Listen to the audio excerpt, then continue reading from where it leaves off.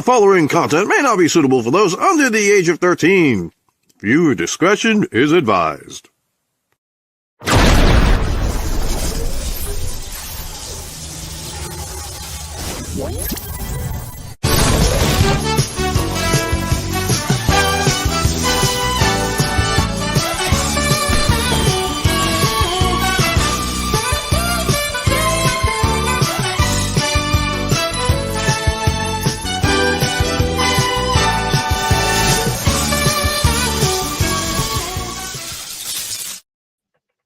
Cool.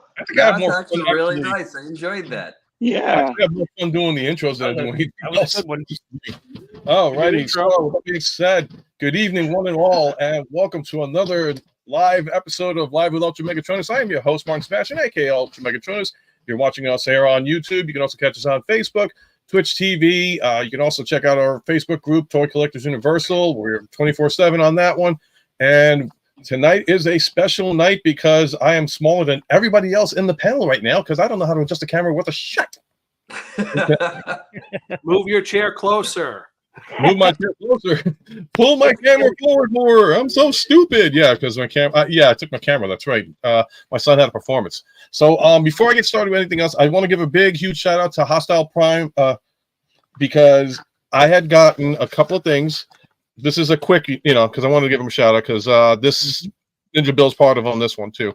So I'm sorry if it doesn't come out too much, but this is the piece that attaches to the trailer for Motormaster on the Legacy line.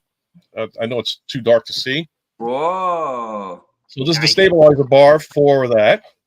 Also, looks good for the rear wheels, yep, and it's solid too. Hey, and also, how's it going, John? Mini hands.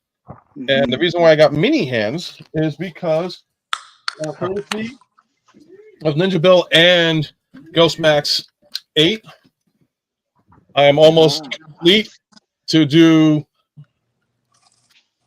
Ultra Magnus G1 version. And there's the hands right there, as you can see. Yeah. And they're solid. Nice. So you're looking for a belt then? Yep. So I'm waiting on. I had a spare G1 Ultra Magnus. It was not complete, rough shape, but he was interested. I almost sent him a G1 Metroplex as well, but I didn't. I probably should have. Now that all my G1s were stolen, so. Yeah, I'm gonna adjust my camera a little bit, gentlemen. Give me 1 second. I apologize for the. It's all good. It's all good. So how's everybody doing? How's everybody doing? Everybody's week went well, I hope. I assume everybody's happy and healthy. Yeah. Don't let me start going into my depressive phase or anything like that. You know what I mean? But like things were not that great for me or anything like that. I actually had things that I was actually working through, breakup wise, and all this other jazz. But I actually did have a good toy week. So that's pretty much it. What about you guys? I'm doing well. Can't complain. Hey, I'm live. I'm kicking. I wake up every morning. It's a good day. That's nice. Nice. I'm doing pretty good. My week started out being at Animazement 2024. A lot of fun with that, talking there, doing some panels. And I am in the process of moving, hence why I currently have a static background behind me as opposed to my real background. Because right now it's boxes. So you don't own that piano back there? I actually do own a baby piano. Nice. Really? Because I was looking at it, I was just like, you've got the suavest background of any of us. No. I wish that was my real background, and I wish that was my real baby grand. My baby grand is in New York. Nice. Where are you now? I'm in North Carolina. I forgot to bring my butler. Sweet. My butler. Come here. Tell me keep talking. I'll be right back. I just got to make sure everything's okay with my son. Yep. Oh my God! Did you really have the same place? Oh, nice. The same place. Oh no. Oh man. I'll show everybody that today I got sick. So I don't know. I have a very bad sore throat, so I've got these, and I hope they will get me through today. But dude, you got the same thing I got. I hope not, because you were out pretty bad. So yeah. This will work for your throat if you get it. What is it? Super lemon. Oh, I think my son's got it upstairs. Actually, he was eating something that he said was way too sour. That sounds like what I need. It's awesome. It clicks and makes sure it clears the throat a lot. Oh, sweet. And that's my anime snack of choice. Sweet. Wait a second. Which is always I want to know how Ninja Bill's changing his background. I think there's a way. You go to settings, right? You click it, and you'll see about 3 down is virtual backgrounds, and then you can either upload or just pick from the standard set that they have there. So No, I just Don't have spoil settings, it. camera. Hmm? Let's see. Hey, I joined you guys. yeah, wait, now we gotta all look the same now. We can be in the same as MTV house. There we go. Except my camera is mirrored, so obviously things are a little different. Yeah, I can't do that on my side. Head to show here. Oh, are you using a mobile? Are you using a mobile? Norbs, are you using a mobile? Yep. I am. Oh yeah, well that's what explains why. Oh, is it? Okay. I think I'm back. I think it's only it's available. okay. I think it's only available on PC. So Okay. Well, I'll feel left out for a while, but it's okay. It's okay. I can enjoy you guys being on the same household, you know? Just for a few minutes anyway. Slightly, as you can see, slightly. He's at one end. I'm at the other, so that's why it looks. That's what it is. Gotta stay on opposite. For God's sake. Next thing you know, he's actually going to be in a confessional room, and he's going to be. Let me tell you what that bastard Ninja Bill did to me. I believe you got 5 minutes. Sound like I have something in my mouth. I do have something in my mouth. What? No, I just took a cough drop. So. That's what she said. But everybody's having fun with their backdrop and stuff. Look at this. I used to have Enterprise too, and I don't know where I put it. Yeah, I uploaded a few backgrounds for the virtual background there. Fine. If nobody's going backgrounds, I'm going to go background too. Background Spider-Man wallet. Nice. Nice. Ain't nothing wrong with the Spider-Man wallet. Do not knock it. As a member of the Cosplaying Spider Society. Right now. Oh Lord, you're going to be talking Marvel for a couple of seconds. Oh geez. You know what? Marvel is no. actually a part of anime because there is Japanese Spider-Man and there is also an anime Spider-Man out there, an anime X-Men. So it all comes in together. Hey, Tokusatsu Spider-Man is the greatest thing ever. He is the emissary of hell. That is right. That is right. And if he does not show up in Beyond the Spider-Verse, it's bullshit. Mm-hmm. He has to be in there. Him and Leo went to Mustafar. Now that you mentioned him. I got to adjust this camera one more time. I apologize for the inconvenience on this. That is awesome. That is really good time. Up on a podcast. I got to get Darth Vader poking at a car. That is really awesome. Oh, cool.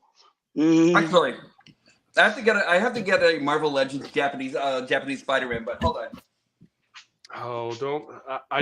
Nothing is here. Everything's at the other house. I mean, it's cameraman Zoom. Where's the Zoom? Now, hold on, Ninja. Let me do that back on you. Okay, everybody, whip out your toys. I know you want to. Oh, Gal Gaigar. Gal Gaigar is awesome. Hold on. He is the king of praise. It doesn't matter. Just because Norbs put it up, I have to throw this up. I mean, not Norbs, Ninja Bill. I apologize. I got to throw this up here. Oh, no. Shit. Where did you get that, very Baz? Cool. Where the hell seriously? Dan, you know where my wife works. You know where my wife works. Nice. You lucky bastard. You lucky bastard. That is awesome. You beat me to the words I was going to say. If I find another one, I will mail it out to you. I don't know. How you doing, the good, the bad, the awesome? How you doing, Darth Ravage 07? Yeah, everyone there. Hey, the good, the bad, the awesome. And I apologize for the comments not being answered, guys. I just try to make sure that everything's going smooth. All right, so tonight's topic. Let me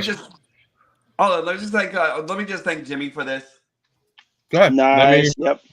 Very cool. Coming on Zoom. Awesome. This guy is so good. I'm actually editing video right now for him and everything like that, so I can actually have that video up. But so good, so good. Anyway, nice.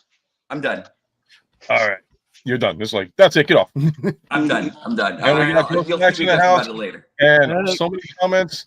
See if I can do this. Oh, cool deal. Destro. Cool. Yeah. I hope you were in. I didn't do the shout out to you, man. I did. So I don't think I didn't. Optination in the house. Mercenary in the house.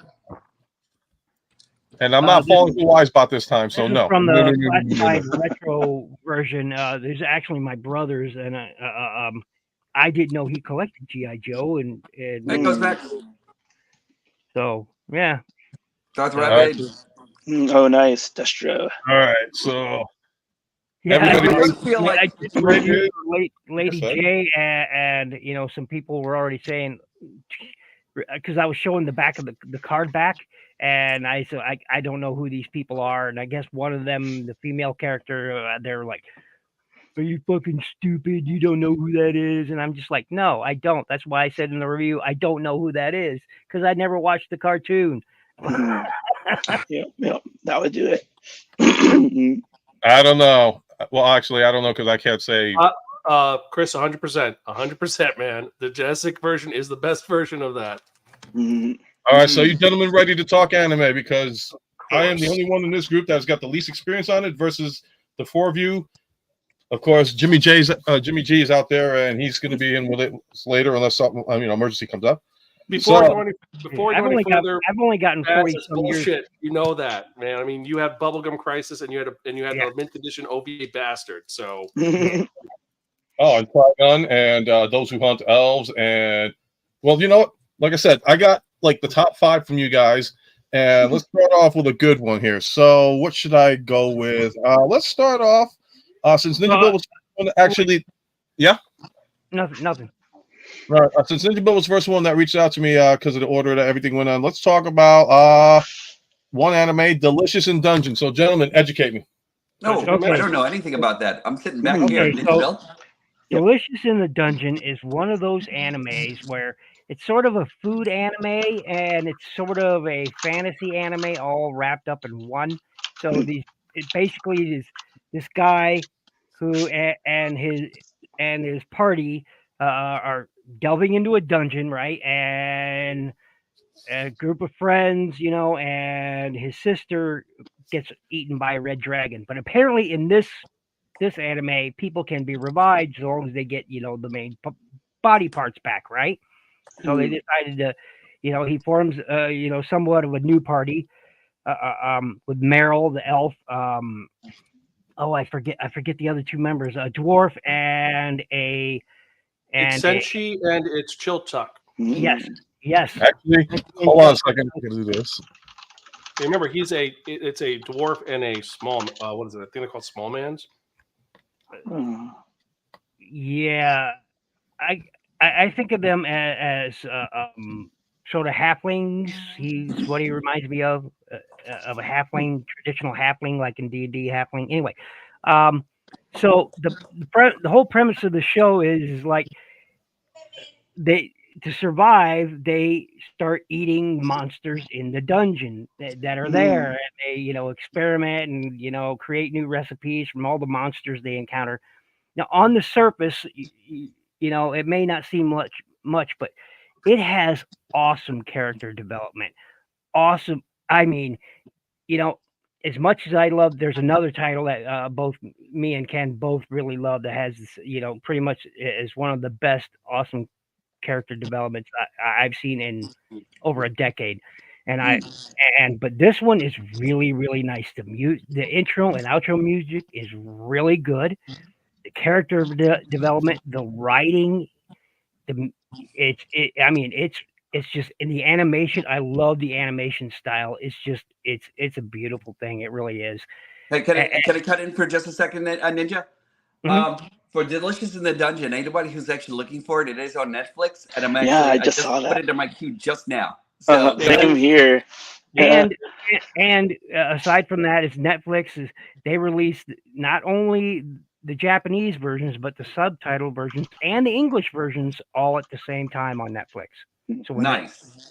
Sweet. And it's coming out every Thursday, which is awesome. And the series is great. It's one of the better adaptations of food manga, and actually one of the ones where they do a great job. And also, you could use the recipes just to substitute certain things. Like, for example, you can't really have Hydra meat, but you can use chicken meat or snake meat or fish meat. The only one which really you can't do is the living armor, because that's disgusting. First up, One Hole, what's going on? And as far as anime goes, I am Kaguri, Chainsaw Man, Spy X, Family kind of guy. Family. All hail Hanya. See, I'm actually so into Chainsaw Man. Raz. I love that show, but we'll talk Yeah, about so, that. but Hopefully. I love Chainsaw Man, but I hate his other work. I hate Oh yeah. Mitsumi's other Yeah, I work. don't know. I just haven't gotten into that. It's not a so Delicious in the chainsaw is Dungeon. not something I want to see. No, Raj, you're not late. Wait, what? I started this a little bit later than normal because of scheduling conflicts. So this was a 9:30 setup. I did the announcement on it. I don't know if everybody got it, but no, you're on time. No, time And is you know the actually deal. not archaic. It's relative. Time is relative. Actually, it's not archaic. It's relative. That's right. So, and believe it or not, it's dependent upon another thing called gravity. Gravity and time actually work together. That's right. That's right. I learned about I've heard about that. Yep. I learned about that, and it was actually reinforced through Interstellar. And that's what made my face melt when I saw that thing. I was just like loving how the time dilation thing where like what is it? Gunbusters is a good example of that. If we're talking anime. Yeah. It's like 10 minutes, it's a million years. You're like, whoa, that sucks. Well, think about it. The farther you get away from the Earth's surface, time will be different here than you are away from the planet. So let's say the people out on the space station, time is different from them than what we are here right now. Right. I think they're actually like anybody who actually goes up there, their cells are actually like 30 seconds or like maybe about an hour younger than our cells here. Yep. So anyway, let's get back to the anime. Delicious in the Dungeon. It's we're talking about time dilation. It's highly recommended anime series from me. I suggest everyone go check it out. As they said, it is available on Netflix. I watch it through another streaming service, so that's all good. I recommend it. So, I believe you had a question for each of us too. Do you want to ask me that now or wait? Yes, thank you for reminding me of that because this was something I wrote down, but my notepad decided to say, "Oh, I'm over here now." So, because I have a memory of a freaking cardboard box as of late. So this one is going to be. We'll start off with Zan because this is the first time in a long time that you've been with us, and I think I already know half the story on it. But the question is, what was the first anime that got you into this entire genre of anime? You know that's a rigged question, man, because if we're talking first one, officially, it's going to be Macross / Robotech back in the 80s. Yes. But if it's what got me back in it after I kind of got horrified by it for a while, it's going to be a mix between Ranma 1/2 and Slayers. And if you don't know Slayers, watch it. It's amazing. It's the ultimate D&D fantasy with the worst party ever and someone who really uses overkill way too much. Raz got to throw in the Akira. Got to throw in the classics. Oh, you can't forget about Akira. You got to throw in Akira. If you don't, no, he's got to go. And Nova's going in, Bebop and Trigun. Trigun was one of my favorites. Trigun, yep. In fact, and then even I was gonna say even the new one is okay as well. I watched Stampede is. I like that they changed the. I don't like that they showed the arm, and they don't like that they showed the surprise in the first episode. But I do like that it's an alternate take and it's beforehand. It also shows how Meryl gets her gun in a couple. Yes. Yep. And they changed one of the characters. Nicholas is awesome. Okay. That's okay. Yeah. All right. So we got Ninja. You spoke for a bit, so I'm going to go to the next one. It's going to be Near Kind of Impressions. So Kenny, what got you? Oh, the same question. So the same answer. My first anime that I watched. Oh, sorry, I coughed out. But was Macross. And then after I saw the Macross movie, I said, "What the hell is this? There's a series at 6 a.m. here in New York, and I can watch it, and it's Robotech. So wow, cool." And then I watched all the episodes, and then that is just what got me in there in first. And then I saw a laser disc. I saw a laser disc of Megazone 23 Part 2, and those in combination got me hooked to anime for life. Sweet deal, sweet deal. So next person we're going to go to is this gentleman over here, Diecast Norbs. Yeah, I'll give me that pop face deal. So the first ones that actually got me into, I could actually say Speed Racer. I could actually say Giant Robo. I could actually say a whole bunch of them. But the ones that really got me was Battle of the Planets here in America, the Spaceman Gatchaban over Space Ninja Team Gatchaban over in Japan. And the first time I was actually introduced to that's actually one of the things that actually just really just like brought me into the whole entire realm of anime and everything like that, you know, and it was just so good. And the fact that we actually kind of like, they're kind of like Power Ranger-esque characters and everything like that in a way and everything. And it's actually kind of like done as like, almost like a Monster of the Week kind of show and everything, you know, but the Phoenix was the star of this show. That this like space shuttle thing that they actually had that transformed or like exploded into a fiery phoenix at the end of almost every show just always got to me, and I love that. Plus, my first love, June, or Princess over here in America. That like she was like the first character that yeah. Like, no lie, nice. I think she was probably like my first like love anime interest and everything. So like that was actually just like a great show all around. Can I add to that? How many times have they ripped our hearts out with toying with us and telling us there's going to be a live action or a new version? Or there is a live action though. It's a bad live action, but there's a live action. Yeah. Well, recently too, they toy with us and they tell us there's going to be a new version, and then it never seems to show up. So I have not seen that one that exists, but we'll talk after. Hit me up afterwards. I'll show you the links for how bad it is. Cool. No, I want to see that too. You know what though? I really like. Aside from that, I would love to see like a good live action for Cutie Honey. I don't think that anybody's ever really made a good good live action for that yet. Well, okay. No, it's all porn fan service. Cutie Honey the Live, I just did a panel on live action adaptations, and like they're all. I mean, I love the soundtrack of them. I love that the one from the 2000s. That one has the transformation sequence, and then goes to the anime for it. Right. But they're all horrible. They're all so bad. It is a J drama. Everything he does is bad. I want to say that sad. I want to say that the only thing that they really have that kind of becomes like really great as far as live action would probably be, and I've been following transformation sequences for everything for this, but like, and every time I see him, I'm just so blown away. But like every time I see like something for Kamen Rider, I'm just like, Uh-huh. Did you see Kamen Rider? Real consequences in every single one of those shows and everything like that. Yes. Everybody dies. I'm just like, what? It's crazy, you know. So like, I love that show so much. Nice. I have a deep cut for a transformation sequence that works really well, but it's horrifying. Yikes. I'm going to see if I can share it. I got to get Ninja built. I don't want UltraMegatronus to get in trouble for this, so never mind. But yes, no live video feeds through the stream. As much as we would love to do that, unfortunately, due to copyright infringement, we will be boo-booed. Wait a second. We're 8 minutes. We're 8 minutes away, so we can curse, we can swear, we can do anything. No. Is that a rule though? Is that a real rule? Yeah. Well, we do the 9 o'clock thing because somebody out there is 8:30, so we got to immediately. So, but we can swear all we want to, so I don't give a fuck. So, but no, we can't show like video of anything we want to show as far as the anime stuff is because copyright infringement. You don't mess around. But there is a live action henshin show called Hentai Kamen. It is not porn. It is about a guy who wears a panty on his face and the one with he's Spider-Man. I remembered that one. Oh, yes. That reminds me. We saw it. He has a transformation which is hysterical and horrible at the same time. I want to see that so badly now. You know, that always reminds me of Keiko Kamen. Have you ever heard of that? Yes, and there's live action for that too. Is there really? Amazing.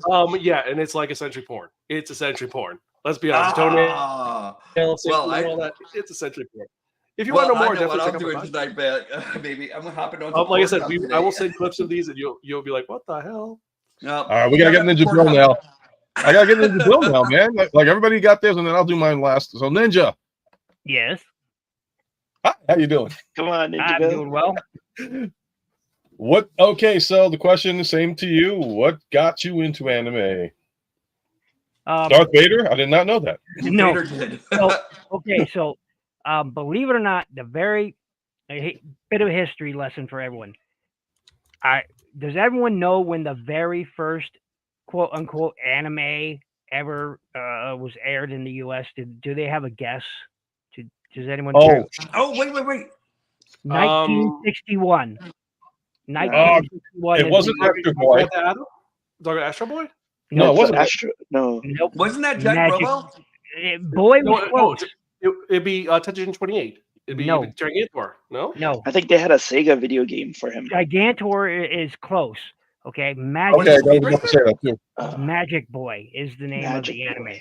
Magic Boy. It was the first one ever to be shown in the U.S. Gigantor, which I saw. All right, it's about 9 years before my time. 1961 is about 9. That'll tell you my age right now. It was 9 years before my time. So, the first anime I ever saw was Gigantor in I believe it was on syndication by then, and it was appearing early mornings, early weekday mornings, and I'd watch it right before I get on the bus to go to school. That was it showed, I believe, from in my area anyway, from 71 to about 77, and so that was what introduced me to anime. So and Speed Racer didn't come around until I want to say 80 something, or no, 60s. It was the 60s, I think. I gotta do it. Battle of the Planets Nice. was I had to do it just one more time. Oh, but yeah, so Gigantor is the one that introduced me to quote unquote anime, but the series that really got me, hooked into it, was probably what was the name of it? Star Blazers. Star Blazers. Oh, man. Star Blazers. Yep. Yeah. Oh man, that was mind-blowing anime back then. Yep. Oh yeah. Star Blazers is the one that I believe is. Yeah, that was 1970, late 70s sometime. 78, 79, I think, somewhere around there that I saw it. So super respect for that. That series is great, which is a great live tells action me- adaptation. yeah. Yeah, So- very cool. Yep, All old right, so guy. We're all old guys here, but I'm the old guy. yeah, he got me beat. You're like a lot more timeless than I am and everything, sir. So He architected the pyramids, for God's sakes. It's true. What? Pyramids? How about this I guy had, for to, I pyramids? had to judge this guy who was around a long time ago in a galaxy far, far away. Ninja Bill is so old he babysat Jesus. Are you so old that your social security number is 2? Nope. Close. Negative Number 1. I wonder. Double digits. Couple digits more. All right. So, Okay. I got to get mine out the I'm not gonna way. do dozens. I'm not gonna do dozens. All right, let me get my out of the way because I actually do have an origin story for this one of how I got into anime in the beginning. Ooh, I love origin stories. So originally, I was saying to myself, "Oh yeah, the first one I ever watched was You got a close up. Gotcha Man, aka Battle of the Planets. Casey Kasem doing the voice and all that stuff." But So cool, that guy. as I keep thinking more and more, that was not my first anime that I got into. The first anime I actually watched, and this is going back in the day, and that's how old I am, on channel 47, not before Telemundo became Telemundo, it was a Spanish channel. And Raz would appreciate this one. My first one that I actually saw was Shogun Warriors on channel 47. Oh, yes. See, That was actually the very one first of the one. comic books that I was actually following. I didn't realize it had an anime, though. Yeah, it did. Yeah, that was like one of the first ones I've seen. Early 80s when it first started showing up here in the U.S. Really? Was it? No, I got it in the 70s. I was 5 years old back in 77, and I remembered watching it at my grandmother's house on the Spanish channel before she decided to take it over for the novella. Yeah, you're right. But the Spanish channels had a lot of anime early. I remember watching Trenzor Z or Mazinger Z also on the Spanish channel, and that's how I learned my Spanish. Well, I don't know any anymore, but don't test me. But yeah. See, I always thought that those guys were actually all separate, like Raideen, Mazinger, Guy King, and like I thought, and Combattler 5, and like all these other. I thought they were all separate guys, and they were just brought over here to America to be used in the comic book and sell toys and everything like that. Because I remember I actually had Guy King myself. I had Godzilla. Friends of mine actually, and I'm so into Shogun Warriors. I love those guys so much, and the comic books were actually the ones that actually really got me into the whole thing in the first place. Didn't Super 7 also make have figurines of those? I think Super 7 has done something. That's right. They probably do. Yeah, they do so many. Yeah, so like I was actually really enthralled with those characters and everything like that. And a friend of mine next door had Mazinger. Another friend actually had Dygard, I think, and then they were like we actually had like all together. We actually had like the full group, you know. Nice. And then one of my cousins actually had Rodan, and that thing is just friggin' priceless and everything. I don't even know what he ever did with that thing. That thing's just beautiful, though. You know. Hey, Jimmy Jimmy. G. I'm finally here. Yay. Yay! Everything is working beautifully. We're all good. We're all good. So, as we know, we're still talking about anime and everything else. This is an anime night of Live with UltraMegatronus. And Raz, next time, if you're willing, I will bring you on another one next time I have it hold together, if that's cool by you. Yeah, I was gonna say he knows probably the whole history of Transform Mazinger and all of I know he stuff. mentioned Bert the Stormtrooper coming in. I tried inviting him in before, but he's got some stuff going on in his life right now that he's got to take care of. So I didn't I backed off on that just because I didn't want to bug him on anything else. But if he happens to be watching, he knows it's an open invite to come in. So all right, next one. This came from you, NY Hunter, aka Ken. So should we ask Jimmy with the the next intro one? question first? I'm sorry. What happened? Should we ask Jimmy what got him into anime? Yeah. Oh, that's great. right. Yes, thank you guys. Thank you. So, Jimmy, the question of the night is that what was the one thing that started you on the trend of anime and to keep going? It was a drunken dare. No, I'm just kidding. You too? There's a story behind this. No, I mean, as a kid, I always watched, what I could that came over from the States. Of course, like Macross was Robotech, and of course Voltron, and things like that. Well, and then I wanted to find some cartoons with my daughter that we can get into and some anime and things like that. And so I said, well, let's watch Yu-Gi-Oh! And so we started watching that, and then she started getting into stuff, and I kind of got out of it a little bit. And then once she started getting into some things, and she started talking to me about it, and we went to a convention, and she was naming all these people, and I'm like, I have no clue who you're talking about. And so I decided to start researching and getting back into it, and just fell down the rabbit hole and started just getting newly back into anime. So to kind of it's a good way to connect with my daughter. So like for instance. Tomorrow night we'll watch the newest episode of Demon Slayer together. Nice. And we'll watch the newest dubbed episode of Mash'em, Magic and Muscles, and then Kaiju number 8 and all that kind of stuff. So we just kind of have, it's a great way for me to bond with her. And then I just love the figures. I mean, I started collecting the figures, and I've just fallen in love with those too as well. Very cool. Sweet. Okay, so I'm gonna bring in somebody. I was gonna go with Ken, but I wanted to see something because this is a good comment. Ray Dean doesn't get enough love in modern times. He Anybody does familiar with not. that one? He's absolutely Yeah. right. Yeah. Yeah. I saw. Oh, hold on. Uh-oh. Don't tell me you got one. And I just wanted to quickly mention that you guys were talking about live dramas, J dramas, but did you know that there is actually a Cutie Honey live drama? There Yes. actually is. Yes. It's a Cutie Honey Tears or something like that, and it's It's available for Discotech. You can get it at Discotech. I kind of want to see that. Wow, that's nice. You wouldn't believe the amount of J dramas has been based on anime that That is is out beautiful. there. No, that is beautiful. I love gold. That's exactly what you should be saying with this guy. Yeah. I haven't reviewed this guy yet or anything like that, but this one actually came out from I think Mediacom was also like a short subsidiary of, I guess, DX9 or something like that, and it was actually a Miracle Toy. And I got this one over in San Francisco, over like a small toy store that was actually over there. And I still love this guy so much and everything. Had it for like about years now and everything. It's still just brilliant.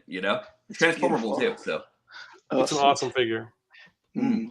Oh yeah. I think you meant to say so shiny, but you know how we can all err on the keyboards. It is after 10 now. so good. Here we go. He's like, let me correct that. So shiny. We know what you meant. I just had to post it up. I mean, I haven't seen anything that funny since the day that my wife decided to text message me saying, "Oh, honey, we're having dinner tonight. I'm masturbating the chicken." Instead of saying marinating, she said masturbating. So the guys are like, "What's so funny?" I was like, "I guess my wife's making dinner and she's making jerk chicken." Okay. Ouch! Good play on Ouch! words. Bad pun. Ouch! Do I need to do it to myself? Yes. Do I need to? Yes. You do. I need to vote, You guys. do. Do I need to do it? Vote. Yeah. Yes. All right, I'll Yes. do it because I did such a horrible pun.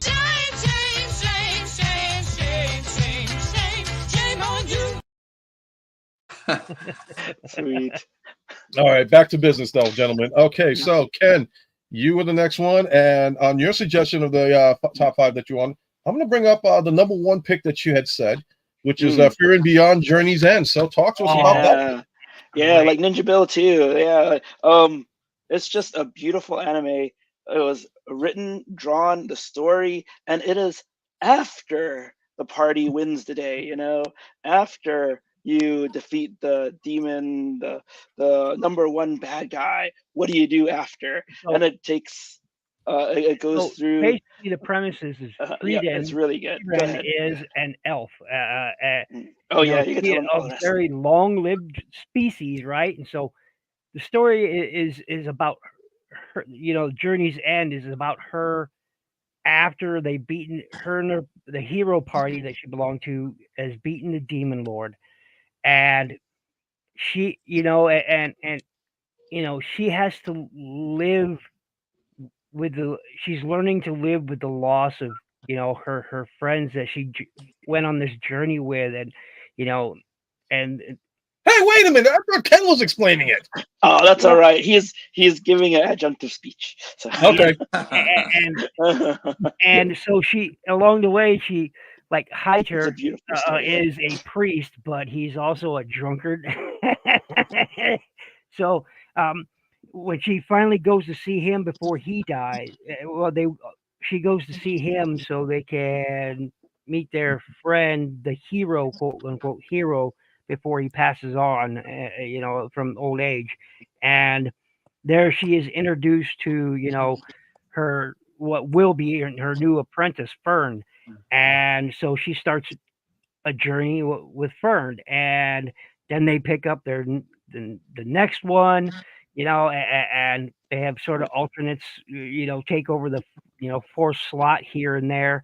And Stark is the next one they picked up after Fern, and he's don't give everything away though. But yeah, but yeah, it's a beautiful story. Man, it really the art is amazing. The attention to detail in it is amazing. The story is written so well, and it grips you emotionally. I mean, it does. Yeah, and that's the one main thing. If I can jump in there, is like, it's like Ninja Bill said, it's after the big battle, but it's right. The elf can live 1,000 years or more, and so it's so many more than a human. That there's a lot of like politics and a lot of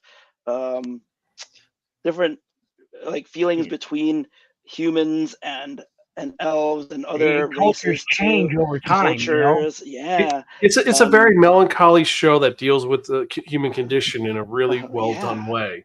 Also, we do get Freerin keep trying to get that grimoire with that. What is it? 0.01%. It's not a mimic. That's right. That's every time it's a mimic. Wait, what was the name of the show again, please? Freerin, F-R-I-E-R-E-N. Yeah, it's really well done, and it's just one of the better. Soho no Frieden is really the shorts after the show. Soho no Frieden is really funny. Soho no Frieden. So basically, every time she finds a new grimoire, like one to make people wake up on time, and or one to make alcohol, disappear from a drink, Hiker walks in and they're all saying, "Oh, it still tastes just like beer." Hider walks in, takes one sip, and he's like, "What is this?" Like, oh, very cool. Yeah, so Frieden is really, really good stuff. But totally recommended because of just that angle too. It's just I've never seen that angle in anime, so it's a really good story and well done. If you like that one, definitely check out the manga spin-offs, especially the one which is Himuru Tabo Niki, which is from Himmel's point of view the entire journey. It's his travel diary. Oh, nice. And Shubo no Firen, which is Frieren trying to cook, which is like apparently really, really horrible. I haven't read that one yet. I want to see that one. I've heard of that one. Yeah. Again, food manga. I'm a huge fan of. I love. Food Wars. Someone mentioned Food Wars in the chat. Yeah, that was good. That was my hook. But Frieren is Frieren. That series is so great, and so I love the food Sakai. We're a restaurant to another world. That yes, was good. Yes, and otherworldly Izakaya Nobu. Yeah. Oh yeah. No, Izakaya Nobu is great.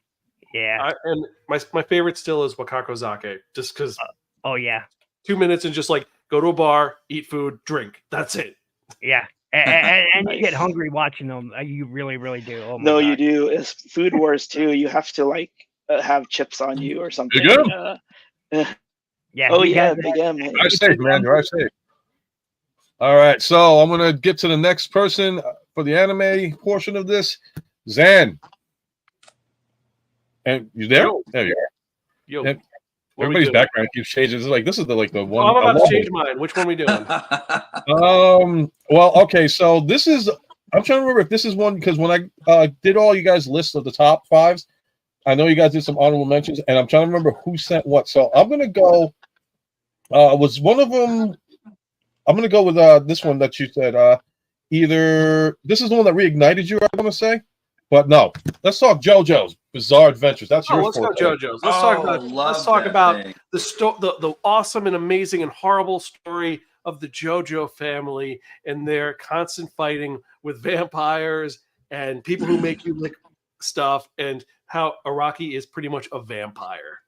The author is a vampire because he's not changed in years. If you've not got on the JoJo's train, wow, it is a fucking insane ride. Because part one is about Jonathan Joestar in England in 1800s, and his adopted brother is a psychopath named Dio Brando. Crazy shit happens involving vampires, Jack the Ripper jumping out of a horse, the power that is known simply as Hamon. Then part two, we get a trio of a quartet of vampires named AC/DC, Cars. Let's see the other ones, Wham, and of course the one in Santana, who are trying to stop being vampires. And this is now with Jonathan Joestar, George Joestar, who is the grandson of Jonathan Joestar. Part three is involving his grandson. So it follows. And it gets more and more insane as we go on. Right now we're up to Jolene, which is Stone Ocean, and hey, we're about to get even more weird. It's like Rikio, where you're just like, fuck it, just keep going. Especially because how are you, sir? I think I will add this. I am not a fan of the JoJo series. I'm sorry. Look, I can respect it. I am not a fan of the artwork. I'm just not. I just can't. Well, the artwork is did you watch? Well, have you checked the art from the beginning to the point, because he has evolved? No, originally no. I watched the first 10 episodes of the original series. And I was skip that. Then the second series, I picked it. I tried to pick that up, and I was like, no, I still I can't do it. What happened is that Araki starts out copying the Bronson or Fist of the North Star art style, which is a big, bulky, beefy man. But then eventually he transitions to more following like models, and they look right. It changes over time. That's what just throws you off. That's fine. That's again. Oh, I think that's actually great. It was actually just brilliant. The fact that they were actually using like fashion model-esque character, and I think it was actually a combination of both the fashion model-esque thing and the whole thing with the Fist of the North Star style and everything that actually just really got me into the whole thing in the first place. And I enjoy the fact that these characters aren't like, besides the artwork is all over the place. I'm not going to lie. But what I love about the story is that this is not a Dragon Ball-esque shonen power creep. Yeah. Watch repeat. This is, you have your powers and that's it. Your powers have these infinite things, and it's the creativity behind the powers that work. It's like, okay, my power has a 5-foot reach. What can I do? Yes, we have Star Platinum's ultimate power, which it turns out, but everyone else's is so like, you have to think about it. Think about Josuke from part 4. Josuke's power literally is he fixes things. Yeah, he could punch it, but he could fix. That's all he does. He heals. That's his whole power. But then meanwhile, then you have someone like Oingo Boingo, where Oingo's power is he can transform, and then Boingo's is, I have a comic book that tells the future. It says I'm going to die. That reminds me of Heroes. That is a great angle. I love that. Yeah, no, it's each power is different and unique, and they all are weird, and it just Right. goes more crazy. But I do agree that it is not for everybody. It does get weird. Some people say that it's misogynistic. Other people say it is very well. Actually, I'm gonna go back to a comment that Chauncey had said. He's like, I only really liked JoJo parts 1 and 2. After that, it got too video gamey with the stands. I was going to talk about the stands too, because I think that's one of the things that the stands are when it's either you either love it when it gets to the stands or you hate it after the stands. That is the defining thing. The one thing that I think is actually brilliant about the And stands is that welcome, it's a power that's actually within themselves, that's actually a part of them, but it's actually something that they use on the outside of their bodies. And I think that was just brilliant. You know, There is a live action adaptation that shows how the stands work so well that it's actually on YouTube right now. You can watch part 4, and they do a great job where they're kind of like illusions that you don't see, but you can see the effects that they do. And also, I love the fact that the stands, you hurt the stand, you get hurt. It's not it's my special power that does its own thing. It's no, you have to deal with that. Mm. Is that Aphoretta? Or is no, that's not SAO. That's SAO. SAO, yeah. Aphoretta is a good, yeah. It's an amazing series. It is really good, and the light novels are great. I'm a big fan of it, so yeah. Yeah, no. Jimmy G, jump in anytime you want to, man. I have never watched JoJo's Bizarre Adventure. That's on my list to watch. It's a lot to watch when my daughter is not in the room. If you don't like dogs getting hurt, don't watch the first season with her. She would probably freak out on that. I'll just slight spoilers. Dio puts JoJo's dog in an oven just because he hates JoJo that much. Delicious. So basically, he becomes John Wick. This JoJo's Bizarre Adventure becomes John Wick of the 21st century. So no, this is 1890, so he's not that. He's 1900. But either way, it's kind of Jonathan. I hate Jonathan Joe. Sorry, he's a pussy. Yeah. Sorry, that's mean of me to say. He is someone who's just not as well as the other JoJos. He's also very boring, and he doesn't man up. He really needs to man up. The best one is Jonathan, I think. All right, everybody's putting some kind of background. I got to put a background on mine too. I got to figure out me too as well. I have unicorn. Virtual background. What do I got? Yeah, very nice, Ninja. This is the closest I'll get to a virtual background for right now. Yeah, nice. But, cool graph paper. Reminds me of high school. I don't have a virtual background. I wonder if I can actually do that on my iPad. I probably. And for those in the chat, throw you on your own virtual background, please. Everybody gets a background. You get a background. Everybody, I will not. Like I said, the artwork is what's thrown me off. I will say it has a good storyline. All right, for the most part, it has a good storyline and character development, which we all love. That's what keeps a lot of people coming back to a series as long as there's good characters. I'd say just give the live action J movie a chance. It's actually really good. Yeah.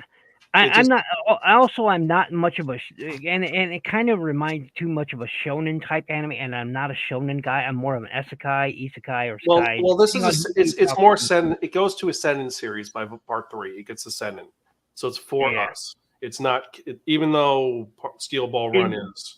In many ways, it reminds me of Donghua. Okay, I could see that.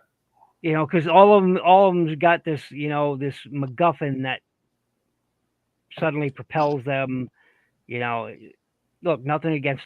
I watched some Donghua. As a matter of fact, I had it. You'll hear about a few of my favorites here, when we get to it. But one of the things I didn't like it seemed too much like Donghua to me, and I was like, okay. The thing with Donghua.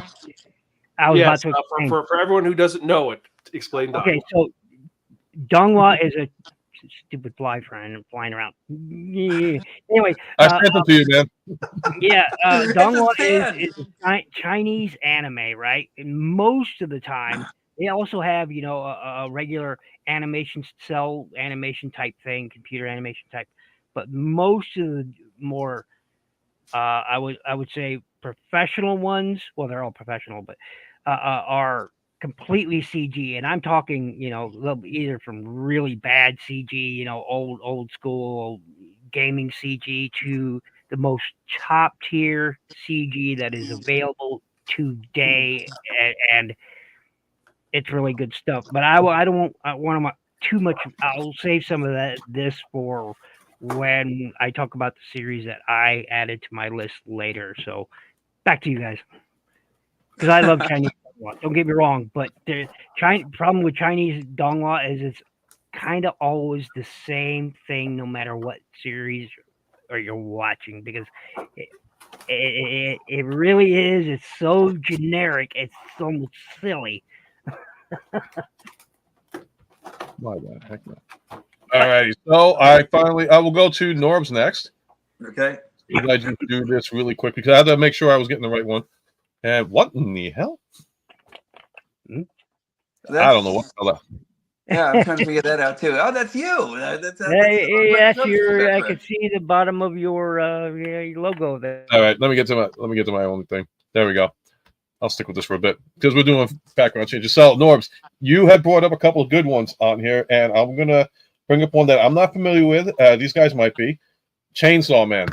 Ah, see, there we go. Guy makes a deal with his dog and everything like that to actually keep himself alive, and the dog is actually a demon himself and everything. So I forget what actually happened to the main character. I can't remember the main character's name offhand. Dengi gets eaten by zombies pretty much because he gets sold to zombies from the mob that he owes money to. Visual aid provided by Jimmy G. Yeah, there he goes. Chainsaw Man is actually pretty epic and everything, and so like he actually makes his deal, and the dog actually becomes his heart. I think he actually ate his heart or something in order to like become his heart, and then he actually gets the abilities of like this, whenever any trouble is actually afoot, whenever he actually needs this ability and everything, he's just got this giant chainsaw on his face and on his hands and everything like that, just like what we actually saw with Jimmy's figure over there, and it's just such a good show. Everything about that is great. You know what? One of the things that I love about that show altogether is that Tokyo.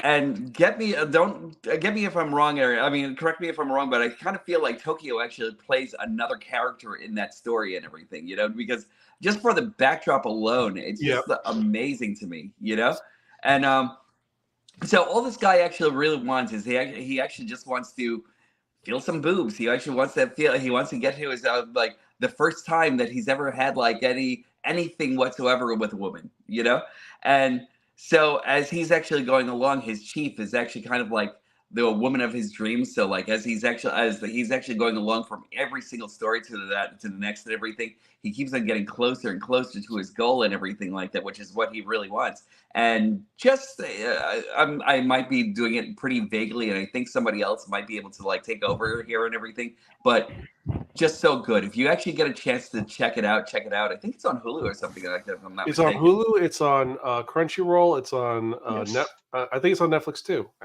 I think I was looking for it on Netflix, but I couldn't find it anywhere or anything like that. But like, such a good show. You have Power, the greatest character of all time. Oh, Power! Jimmy G, jump in on this conversation whenever you want to, man. You're like, good. See, I love this. That not only talking about the anime, we're actually getting visuals of the anime. Spoiler alert! Don't get too attached to her. No, I was already attached to her. We still need to get her driving Kobini's car and crashing it, and then blaming Kobini.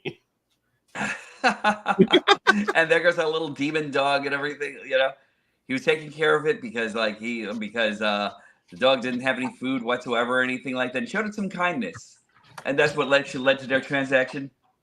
Just so good. Yeah. Everything about that show is just so good. What's so bad is like I binged it, and then it's like I want to know more, and so that's why I got Shonen Jump, because you can read the chapters and things like that. And then a buddy of mine got me into it. Goes, don't you know that the spoilers come out like 3 days before? And I'm like, so let me go do that. So like with Jujutsu Kaisen, they're on break right now, but the next week, and I'm like, what is going on? And so it is that, but Chainsaw Man, yeah, it's epic. It is an epic one. It's really, really good. And again, just the struggles of someone who wants to survive and just be loved, pretty much. Right. It's I think that's what. I think that's kind of like why I actually kind of like feel like I kind of like got like into that character altogether and everything like that. I think there are like a lot of commonalities there and everything like that with me and that character and everything. But it's so good though. Everything about it, all the characters are actually well crafted and everything. And again, Tokyo just being a character and everything altogether, it just really floors me. You need to get this figure, Norbs. You need to get the SH Figure Arts Power. Power, yes, it's really good. And SH Figure Arts Chainsaw Man's good. I know. What's her name? Machina's coming out soon. Now 3-0 has some figures of them too that look really cool. They're like more of a 1/6 scale that look really, really good too as well. And then of course the Nendroid, if you like cute, that's that one. So so there you go. Oh, that's cool. Really I love those. There's lots of playability with them and things like that, especially with Power. She has her daggers and things like that too as well. So just really, really cool figures too. Well, SH Figure Arts usually does the bang up job on like everything that they actually touch and everything. You know, it's funny. So the video of mine that has the most views is a Gojo battle between SH Figure Arts and Anime Heroes, and it's almost at 100,000 views, which is crazy. Wow! And nice. But everyone's like, Figma's better, Figma's better, Figma's better. So it's funny. I bought an open box Figma figure. I had to send it back, and I opened it up, and it was kind of like spoiler alerts. The Gojo was in half, and so then I'm like, oh man, so I've got to get that Figma figure again because I want to do a part 2. So that if you say Figma's better, I'm going to try it out, see if it is, or see if the Figure Arts one is still the champion. But I heard like Figma's more anime accurate, whereas the SH Figure Arts is more kind of manga kind of accurate on that too. Okay. So. Yep. All right, so we got that covered with. So the next one's going to go to Jimmy G. And I'm going to give him this one because this is kind of – so, Jimmy, before we all came on the air, I was telling the boys that while I was setting up my light, my Go Lion figure, the original, had slipped off the table and the right arm part of the plastic shattered. It's okay. It's okay. It's salvageable. It's still salvageable. I can fix it. Crazy glue will go a long way, and Bondo. But since we're on the topic of Go Lion, that is going to be the one that you had put on your top 5. So let's go with Beast King Go Lion / Armored Fleet Daruger 4, and take it away. So all 3 of them, of course the one that's didn't come over to the States, the Gladiator version. I forgot how you pronounce it, but yeah, the vehicle one, golly, they teased it at the end of the Netflix, you know? And I'm like, I know. I hope they do it. And I don't know, but I hope so, because I thought Netflix did a really, really great job with Legendary Defender. I hear those are going to be reissued. The Netflix series toys are going to be reissued. Yes, which is going to be great. But I really missed out on them, so yeah, it's going to be great. I really want but it's expensive. Blitzway is coming out with their Netflix version of Voltron. No. It's going to be that's a couple hundred. So, I've got the KO of the Blitzway, which is the metal club muscle bear. I may have to re-get him. So beautiful. For 100, and I think I got it for 150. It's freaking amazing. I may have to replace my old one for that one because I'm still going to fix it. It's just But there was something cool about. I keep on thinking about getting the Netflix version, but that Metal Bear one, like as soon as I saw your review on it, I was just like, God damn it, that thing looks amazing. I love it. I'm an enabler. That's what I am. Most of the Voltron Jimmy, are really awesome. Yes, I'm gonna have to shut this off. You guys keep talking. I'm just gonna shut something off really quick. One of the things that really attracted me to Voltron, of course, that was one of the few toys. Again, I knew my parents spent a crap ton of money trying to get in that Matchbox set, and they didn't really have a lot of money. And it was just like really, really cool thinking hindsight. And it was just a really, really great. Oh no, he's in half. I'm only doing it because that part was loose. But take a close look, buddy. He's complete. He's got Hans. Yep. He's got Hans. He's got Hans. Where'd you get the He's hands? here to pump you up. Bro, where'd you get the hands? I was actually looking for those hands all over the place for you too. Talk to Ken. Please, Ken hooked me up with it. And for everybody that doesn't know, Jimmy G hooked me up with Daruger. Ken hooked me up with getting the hands. Nice. Yeah, a friend So 3D printed him. Mhm. But Cool. what really like also just the cartoons were so great. You know, the Lions. It was funny. It's like they go through all this whole battle, and then it's like, oh well, we'll just form Voltron, get the blazing sword out, and just chop things in half. Yeah. And one of my Why did you favorite, start though, with that? Yeah, why do you even try? Yeah, one of my favorite episodes though is when they couldn't do it with Voltron and they had to do it as the Lions, and so it was so cool. And but just That was on a newer Voltron series, right? Yep, that was Legend Defenders had that episode. Yeah, and then of course the one thing I really want, Blitzway has the Dark Voltron coming out, which if y'all remember, Hagar the Witch made an evil Voltron, and they both fought each other, which was just so cool. But really, that was what introduced me a lot to anime as a kid. I didn't know it was called anime at the time because again, it came on Saturday morning with cartoons like Transformers and things like that.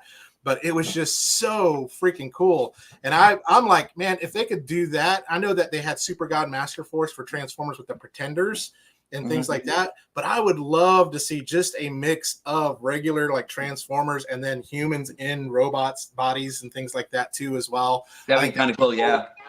You know, you can bring that kind of Pretender feel back, or they can just empower the humans. Here you go. Here's some vessels for y'all to use or whatever. Which they kind of started doing with the Headmasters way, you know, towards the end. But that's just cool because it makes you feel like as a kid that I get to pilot a lion, you know, I could pilot a lion and I get to be the hero and things like that. And the one thing I wish they would release, I need some row beasts. I need some like really big row beasts that you kind of have to with the coffin that comes flying in, you know, and just dropping them off. That would be so cool. And then the vehicle Voltron, I don't think it gets enough love. It kind of like, you know, as that came out, it was kind of everyone was kind of through with Voltron in the States, but I don't think it gets enough love. You're right. Is it? No, yeah, Raz is saying is that, but that's Diaclone, no? Who's Diaclone? A vehicle. Ruger? Vehicle Voltron now. No. I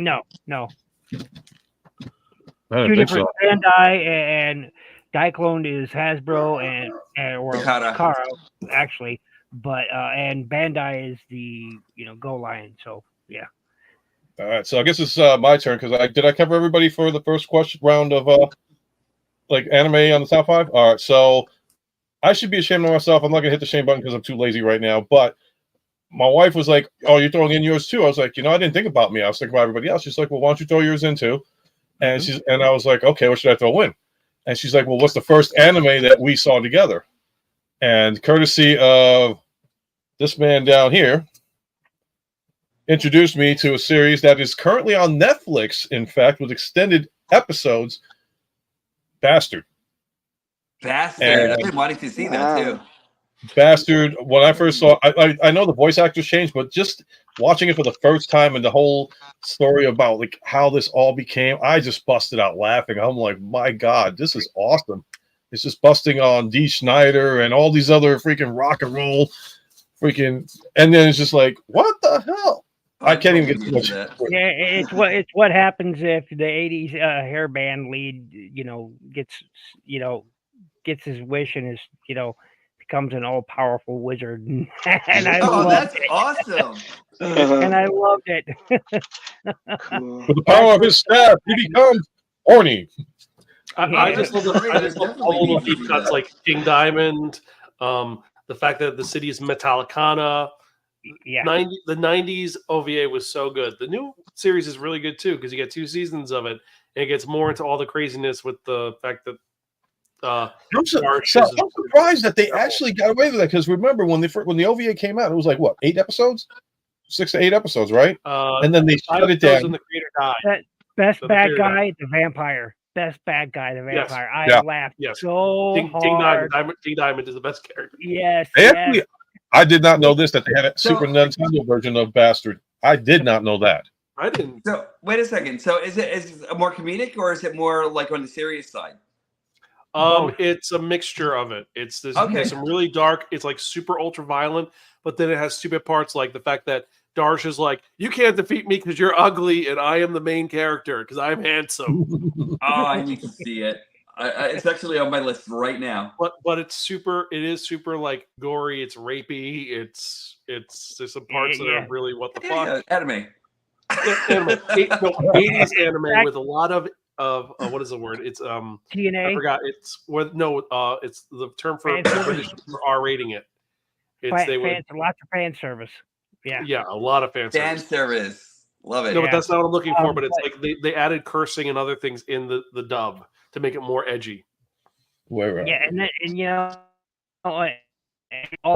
know, he's fighting out people. Look, I Shinobi Beer. You see the Ninja Bill, right? Okay, I get so sick of people saying ninjas. There's no such word. The plural for ninja is ninja, whether it be not one ninja.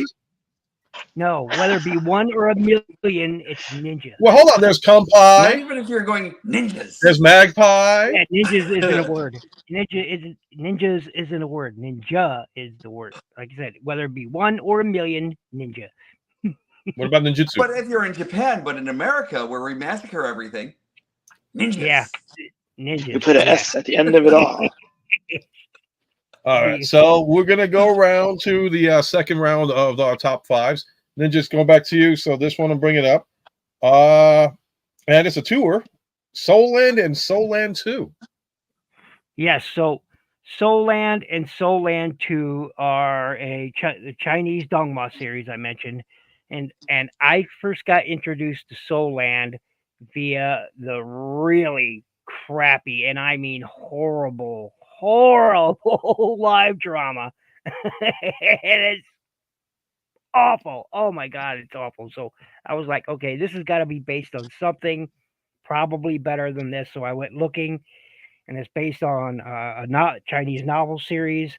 The author has done several, and several of his books have been adapted into Donghua and television and whatnot. But so I went looking, and basically, it's about a guy who gets who belongs to the sect, and he, gets sort of betrayed, and he gets thrown into another world, and in this world is like spiritual powers and all that, and he grows, his powers grow, and along the way he meets a spirit beast animal who's become human, and it's Wu. That's her name is Wu, and Zhao Wu, and she's a rabbit. Literally, she's a 100,000-year-old or a 400,000-year-old rabbit beast that transformed into a human. Pardon me. Lots of congestion. I was sick not a few days ago. Anyway, so it's a really it's 266 episodes, people. Wow. Wow, that's a lot. That's just Land. That's a lot compared to what other animes that have been out for God knows how long. Yeah, 266 episodes. So, and they're all 20 to 22-minute long episodes, and it's a really the CG is above and beyond. At first, it starts out a little rough because it's when it started out, but it cleans up so well. I mean, it's just really well done. Beautiful backgrounds. I mean, the backgrounds are just amazing. Everything looks great. Really professionally done. I think it's done by Tencent Anime, and it's really good. And then Soul Land 2, which is also adapted from the manhwa, is just started. I think it's only like 40 episodes in, or no, I think it's up to about 64 episodes now. But it's also based on the book. Now the mangas, I think it's up to Soul Land 5, I think, because and basically once the first character in the first series becomes a quote unquote god, right? He decides, okay, you know what? I there's some problems going on up here in the heavens, and I'm going to sort things out by creating new gods, and since Soul Land 2, et cetera, et cetera, et cetera. And so I watch a lot of that. Another favorite series of mine in the Donghua is Swallowed Star, and it's basically the sort of the same thing about spiritual powers, except now you got high tech and in space. So it's really good. As a matter of fact, I found out recently that Throne of Seal, another one, Donghua, Soul Land, and Swallowed Star all sort of take place within the same larger cosmic universe. So I was like, oh, that's interesting, because usually they're separate things, separate continuities. But no, these three actually take place alongside each other, and it's pretty fun stuff. I do recommend it. It's got a look. If you know what wuxia is, I'm sure Ken does, because we were just talking about Hong Kong shows that he likes to watch. So wuxia is a big part of Hong Kong theater. It's basically fantasy, action, romance. Well, Donghua is pretty much the same thing as wuxia. So that's what it is. It's great. And I wish I could show you. I don't want his channel to get in any trouble. Otherwise, I briefly show you an image of the opening image. Can we get away with images? You guys know the legality. I think you can. As long as you're actually, hold on, legality, guys, because you guys have been doing this way longer than I have. Yeah, anything can actually be done if we're actually doing it about teaching our parity. Okay. Give me a minute. It's not a video, so that's okay. All right, give me just a minute here. Share screen. A few moments later. All right, so yeah, so this is basically Hold on. Let me zoom in. Add to the stage, and cameraman zoom times 2. Oh, that's very cool. Yeah, this is the main character of Soul, the original Soul Land, right? So this is him before he gets isekai'd into his new world. So, he did his old world and his new world, and I was telling you, this is it. This is the rabbit I was telling you about, Zhao Wu. So, and his other teammates, they're called Shrek. Yes. If you're thinking, wait a minute, Shrek, what? That's deliberate, right? They're called the Shrek 7. So yeah, it's great. The great series. I'll show you real quick. Another one is Swallowed Star, and it's basically it takes place in space. I mean, and here at the end of every episode, they show design. How they designed the character and whatnot, so you could get to see that. It's pretty fun. But yeah, it takes place in space, so it's pretty fun. It's all high tech and monsters and kaiju and all that good stuff. And so, that's cool. Yeah, it's pretty fun. And that so you see this main character. That's the main character, right? Well, towards the end of the series, bit of a he turns into that. A kaiju. Oh wow! He turns into Godzilla practically. That kind of reminds me of one of the mimetic beasts from. Looks like the Matthew Broderick Godzilla with a horn on it. Yep, and this is Babata, his AI assistant Babata. So apparently a fan favorite. So that's Babata. Cool. That's his AI assistant. And like I said, the last one I watch a lot of is called Throne of Seal, and again, these are all I didn't know they were all related, but they are, and you can't really see that all that well. And boy, really small images. Yeah, really small images. I mean, it's no, back up. No video. Heck's gone. Reminds me of something I did last week. I don't know. All right, Zan, you are next. And I was actually looking at this. I was checking out the list that you gave me again. Real quick, may I cut in? If you you're fired. If people want to, I'm about to tell them where they can I'm kidding. Go ahead. There is a site where they give English subtitle releases of this called Lucifer Donghua. What happened? I didn't do that. And look what happened. Whoa, I didn't kick him out. I swear. I did not kick him out. I think whatever series. No, I did not kick him out. Coincidence? It was copyright. No, I swear to God, I didn't do that. It was China. It was the copyright police. They're like, no. As a Ninja, Chinese person, I can you say got that. booted out, and I wasn't the one that pulled the trigger this time. Oh, whoa. Well, meanwhile, talk about us, eh? so We'll see about that. I don't want to be rude. I want to. Part of me wants to wait for him to come back on beforehand. well, I'm going to get to you. Well, you're next. So, Zan, one of the ones I wanted to bring up because it looks comical, and it is called the Apothecary Diaries. Yep. Hold on one sec. I'll swap this out. So, Apothecary Diaries. Yep. And guys, as long as I guess we do pictures, we're legal. I don't know. Yeah, I think that's actually the way it works. Because like as long as There we you're go. talking. As long as you're teaching about it, or as for teaching tutorials and that sort of Ninja, thing. I did not kick you out. I swear to God on that one. I did not pull last week. That was me. Good? My power went for a second there, and I don't know what happened. That's not good. I hope everything's all right. Yeah. But we right now.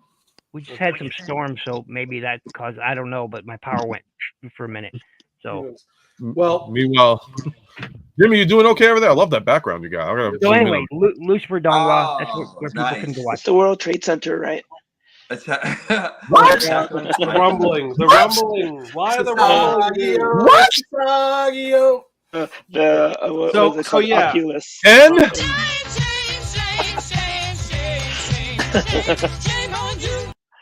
The World Trade Center. Well, it's the Oculus, I think. Yep. Wow. So anyway, pretty much Apothecary Diaries. What is the deal?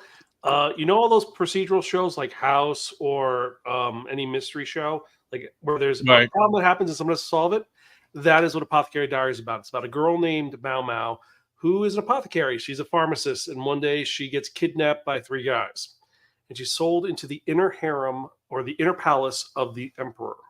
What is her new gig? Well, she's like, you know what? I don't want these guys to get drunk or on my dime, so I'm going to just act stupid. No one's going to bother me. Unfortunately, something happens when the two brightest flowers in the emperor's garden have some problems, some really bad problems. And ironically, Mao Mao knows how to save the day and figure it out. So despite what she wants to do, which is not make herself known, she saves the day and she ends up becoming a major player in the background of the emperor and in this back court. Now, this is not Donghua. Actually, that's the cool part. It isn't, but it is. There are 3 different versions, and they're all amazingly addictive. We have the manga, we have the anime, and we have the light novel, which just dropped. And it is all unique because it goes into Mao Mao, who is, besides being an apothecary, she's also a poison otaku. She's obsessed with poison. She poisons herself for fun. Her arm is all scarred up with snake bites, spider bites, acid burns, so she can't really be poisoned. But she's interested in the saving people and doing some interesting stuff as well. Sounds like Dr. Nine. Kind of, but not really. More like she's in a like people are trying to use her for a chess match, and she's the one who's just kind of like, okay, whatever, I don't care as long as I don't as long as it doesn't impart my issue, my situation. Because like I said, the first thing is she doesn't want the guys who kidnapped her to make money. So what happens is that when she gets brought up and is like, we're going to make her a lady in waiting, her boss is like, okay, so you don't want to fill these guys' cups, no problem. Here, hold this vase. And the girl gives Mao Mao a huge vase and then drops it and says, oh, you're so clumsy. That was a 15 million yuan vase. You and your family now have to pay for it. It's like, oh no, this is so sad. Make them use all the money that you give me to pay for this vase back. And then she gets a stipend, which isn't part of her salary. So she gets her money back. There's also stuff going on with her father, who's completely nuts, who suffers from phantasia. He can't see people except for the love of his life, who's her mother, and her. Everyone else he sees is chess pieces. Huh. It is crazy. It is weird. It is well done. And it's really funny because Mao Mao is also, there's something really wrong with her because she doesn't understand the basic social dynamics. Like, for example, her boss has her make an aphrodisiac, and her fellow ladies in waiting think, "Ooh, a snack," and they eat it. And they're like, "What the hell did you do?" Mao Mao just walks up to them, lifts up their skirt, and says, "Ah, they're fine." the crazy part is that this is a targeted towards female audiences. It isn't a men's magazine. It is a seinen. It's for guys over the age of 18, which is interesting. The anime has 2 seasons out right now. Oh, what were you gonna say? Somebody said something. I thought someone was saying something. Mao Mao is probably one of my favorite series and characters right now, and this series is super addictive. Just how unique it gets, and how each of the characters are setting up for so much more. There's things that are building upon itself. For example, her boss, who is the head, is a eunuch. Turns out there's more going on, and he's not a eunuch. So it's a whole thing, which is really addictive for what it is, and it is a beautiful sequence. Also, like I said, there's some really fucked up things in this, like the fact that she's missing her pinky finger because her mom is nuts. Yeah, I wasn't trying to make a direct correlation, but Dr. Miss Nine is sort of along the same premise, but not. Oh no, I wasn't. Ninja Bill, I wasn't shitting on that. No. I was just saying, for those who are not familiar, Dr. Miss Nine is sort of the same thing. The premise sounds similar, but they're not remotely the same thing. Yeah, no, the premise of them of her having to solve the little mysteries and the different things is very similar to that. The mysteries are not all medical ones. For example, one is about an inheritance between 3 brothers who were given different things, and it's kind of a science question, because if they're in the right place, something will happen, and then they can figure out how to do the thing that they need to do. Another one is, why did this group of people get poisoned when everyone around didn't poison them? How did they get poisoned? These little mysteries that work out really well. Yeah, nice. Also, you do get this drama between Mao Mao and her boss Jinshi, and this whole thing of like, he is into her because she does not give 2 craps about how he looks, and then when things happen, she doesn't understand why he's pissed off at her.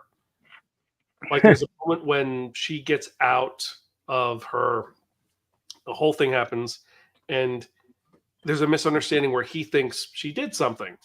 I'm not gonna say, because again, I don't want to get Baz in trouble.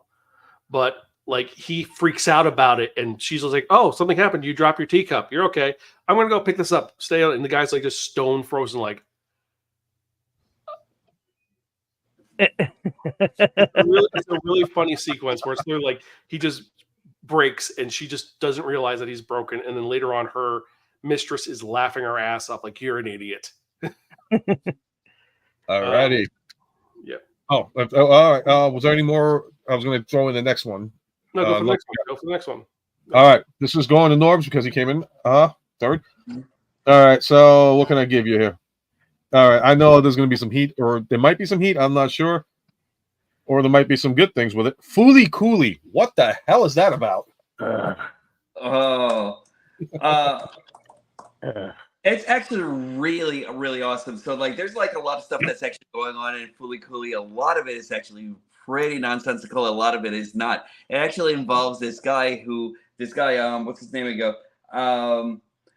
Nayota, who's actually the main character of the story. He actually befriends this character called Haruko, who's actually this alien who actually comes down, who's actually looking for. She's actually on Earth looking for something, and it's actually supposed to be. I think there were these guitars that actually have like these elements of power and that sort of thing in them and everything like that, you know. And Naito is actually pretty much. Nayota is actually pretty much. I forget exactly how old he's actually supposed to be. I think he's like a middle schooler and everything like that. And his brother actually leaves and everything to go to the United States and everything like that. And his girlfriend and his brother's girlfriend is actually kind of like hanging out with him, so that she could actually kind of like be close to her brother and everything. And there's all this other stuff that actually goes on in there and everything. You actually have his father, who's actually kind of like almost lecherous and everything like that, and everything that he actually does and everything like that. And like there is a lot of great like sequences in anime and everything like that in there, where it actually becomes like there's like you have your study tone of anime and everything like that, and then you actually have things that are actually broken up to be that's actually so artistically interesting. Everything about that show is just really amazing. But it's actually kind of like more of a lighthearted anime more than anything else. It's about puberty. What? It's about puberty. It is about puberty. Literally, I don't know, it is about puberty. Even the writer thought about it being about puberty, though. Yeah, you know? the writer said, "Look, it's about puberty. It's about getting horny. It's about a kid." Well, that's what Fully Cooley is actually supposed to be all We got about. thumbs up from, Like that, but we got thumbs up from Jimmy G on that one. Oh, yeah. I'm not even kidding. It's literally what the writers. There we go. Thumbs up on that one, Jimmy. That put you up. So, in fact, you know what? Now I can get away with using this tonight. Where are you? There you go.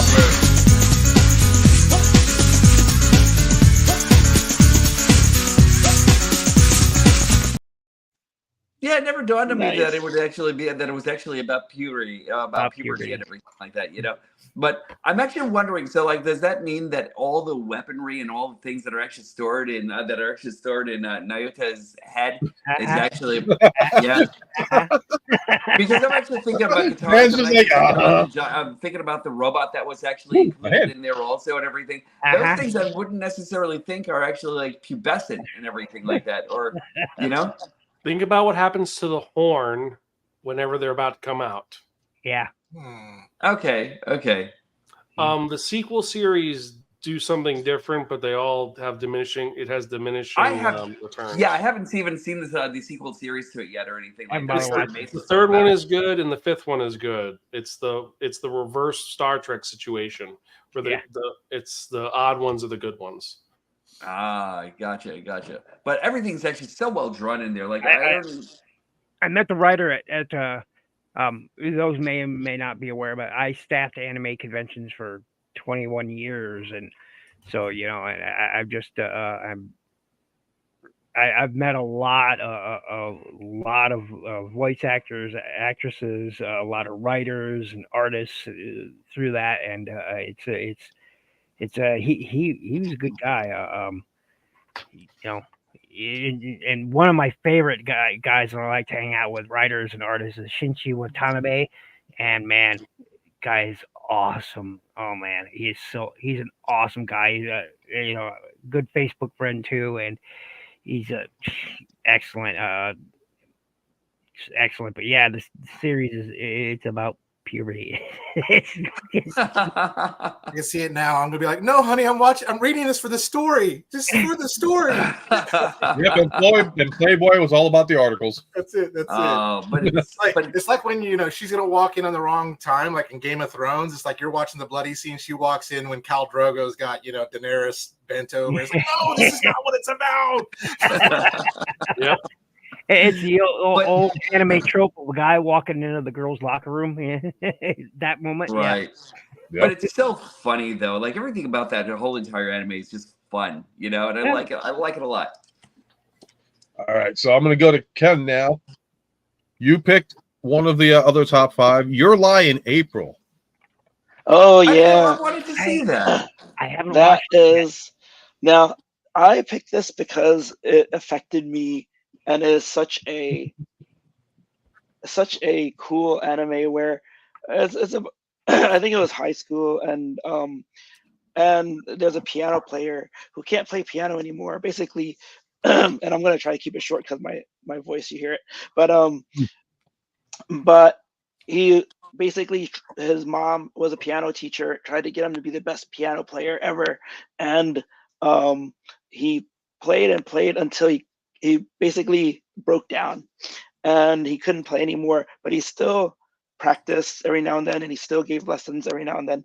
And then he meets this girl who he falls in love with, and she is a violin player, and they start supporting each other. Basically, she wants him to play more piano. He wants to support her to be while she's playing violin, and so they develop this love for each other, and throughout all the episodes, just things are building, and then there's a twist, and I don't want to ruin the twist, so but there's a twist, and something happens, and you find out that this whole story started in April, and the girl wanted to the lie was that she wanted to meet his best friend to go out with him, or one of his best friends, but she really wanted to meet him, and in the end, their love could not be fulfilled. So yeah, so and it has some of the best music I've ever heard before. It's like I play the music from this anime maybe once a The week. OST is So beautiful in this one, it's really good. but this But one definitely is a gut punch. That yes, that twist is such a gut punch. yes, it is. But then have you seen, like, there's a YouTube video of two kids trying to replicate the story too, and that too is the same punch. And it's not many anime can twist you up like that, I think. And this is one of those. This is And one of so- those ones that I showed my wife, and she was Mhm. depressed by it.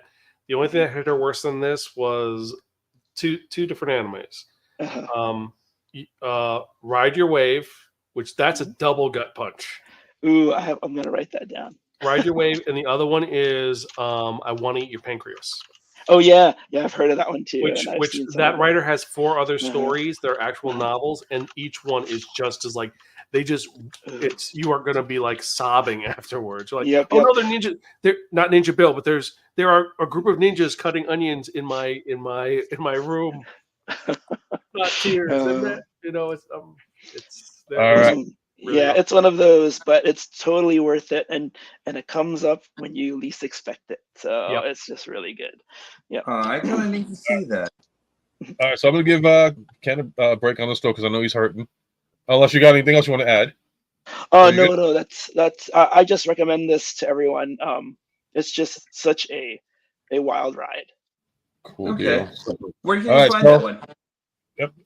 I watched it on Crunchyroll, but wherever else you can get it, yeah, just watch it there. Yeah. All right, Jimmy, it's your turn. I'm gonna go with a not so popular one from what it looks like. Something called Cowboy Bebop. It was Never heard of popular. it, yeah. I tried to be more popular. Yeah.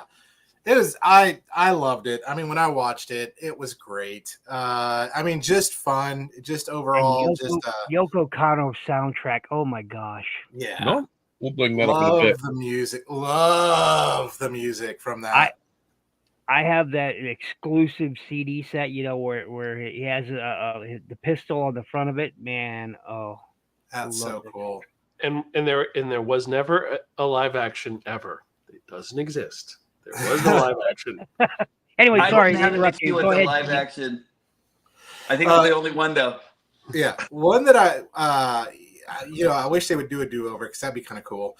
But I mean, it just really, really was just. I love the whole bounty hunter, the whole kind of just the mixture of the sci-fi, the Western, almost like Trigun has that kind of that Western kind of feel too as well. And Spike, and then just kind of like when you think it's just kind of shallow, but then it gets a little deeper and you find out he's in the mafia. He's trying to get away, trying to build a better life, and just that ending, man. That ending, first of all, the battle between, Vicious and him, yeah, and then the ending when all the gangsters are there and he just does the whole. Don't spoil it. Don't spoil it, Oh, man. sorry. You do not want It's to been out long enough. It has been out long enough. Doesn't matter. If they haven't seen it, they have to watch it. All right, who hasn't seen it yet besides me? Which me, I don't care about spoilers, but I know in case anybody's like, Baz, Best you got to way I watch can this one. describe the It's series amazing. Is Okay. a space western with a blues background. Yes.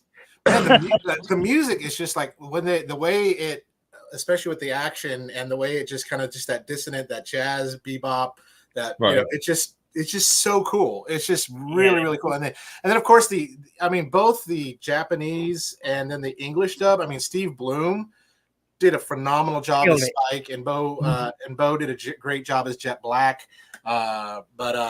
Yeah, just so good. My daughters, they love, of course, you know who they love. They love the corgi. Fine.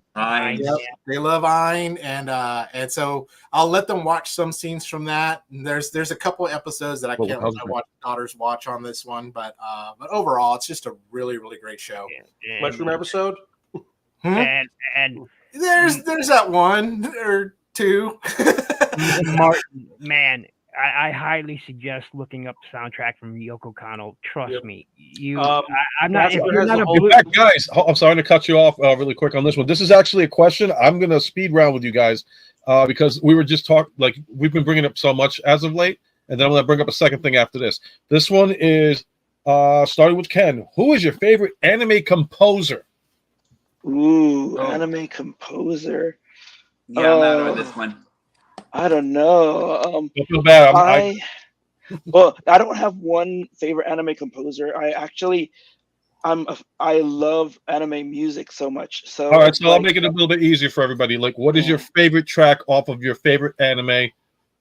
No, right now, you know, no, not good, man. No, that's a loaded question, man. You know that. That's I know it's a loaded question. Let me it look up also this depends name. on Wait, what one people moment. define as a composer. Are you talking about music composers? Are Well, you you know talking what? No, like let's just do that because now that because like composer's very hard because some of us like me don't really know any composers. So why don't we do like off the top of your head, like a track off of an anime that it's stuck Here to you go.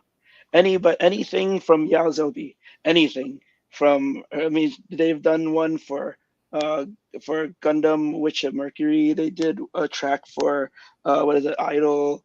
They did a track for a whole bunch of different anime and for Furen also. So Yaozobi, any song from them. Okay, Zan, since you brought it up, this is my answer, man. Mobile Suit Gundam Thunderbolt, the Thunderbolt soundtrack. The whole thing Norbs. it's jazz, jazz and rock. That's all it is. All right, Norbs. Man. Trying to think of like what was actually like a really good one because I'm actually a really big fan. I'm a really big fan of the intro song from what do you call it from Chainsaw Man. But then there's but then there's this one but then there's this one that I've actually been listening to from. Hold on a second. Let me see if I could actually just. There's this one that I actually saw that was actually from, and I haven't even seen this anime yet. Jujutsu Kaisen. Oh, it's so good. Yeah, there's a song that's actually called Eve, and from Kakai Katan, and thanks. It's such a good song though. I almost feel like it actually like a little snippet actually needs to be played. But No, again, you have to see that series. You got to watch the series, dude. Is it? Do I?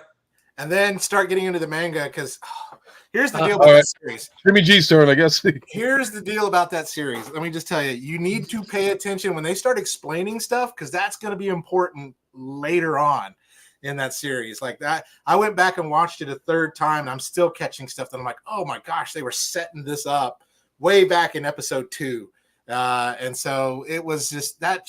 So speaking of music, the Jujutsu Kaisen, there was 3 theme songs that I never skip when I watch anime. One of them was Jujutsu Kaisen season 2 specials. You know that one by New, and then of course now Mashless Bling Blang Boom. I don't know how to say it, but that one's a good one. And then of course Sasageo from Attack on Titan. Yes, Super Robot Ed, but Super Robot Ed, yes, 100%. Going on, Super Robot Ed. Gar's opening theme. SRE in the house, man. Is the greatest song of all time. He and I are going to have to do a Gundam live stream together. Because man, look, if people out there watch this later on, and if you're not familiar with SRE, man, go watch his channel. This guy has so much knowledge to give and share, man. Trust me. Super Robot's a good guy. He really is. That'd be another. Should I do that like a dedicated stream towards Gundam for you guys? Oh yeah, you should. I know you were going to say that real quick. That's a good. Got all my JJK figures here. So JJK for the win. There, Toto. He was a guy that I didn't like at first, but then grows on you. I mean, he just like extremely grows on you on that. Of course, the goat that most people say is Gojo, but if you're reading the manga right now, this guy has a big part in it. So no love for Panda. All right, I gotta post this. I don't have a Panda figure. I love Panda. Panda's great, but Panda is not a They just Panda. released the Raz SH mentioned- Oh, I gotta post this for you guys. He says you guys cannot know this one, but the French version of the opening theme of Grandizer. Sorry if I mispronounced it. Grandizer. Grandizer. Okay, thank you. It's so awesome. It played on the radio stations. Have any of you guys ever heard that one? I'll have to check it out. I've only heard the original theme of Grandizer, and speaking of which, one more I gotta say, Get Wild from City Hunter. That's an ending theme that I never skip. All right, Ninja, I got to get you now because you're the last one, and then I'm gonna give one from Raz here that he brought up. I actually got a few. The first opening theme song from Pat Labor. Love it. Love it. Cut, man. Good choice. Because Pat Labor is awesome. One of my all-time favorite anime. Anyway, Ninja Fushin's title song, Never Fear from Ninja Fushin is by Mao Abe, and it's a beautiful song. I mean, it is a beautiful song. It's a hopeful, beautiful song. It's really about a breakup, but it's actually a beautiful song. Of course, I mentioned Yoko Kanno before because, oh man, she's prolific. Yoko Kanno, man. Woo. Prolific stuff. Look at that. It's so beautiful that Ken is crying. I'm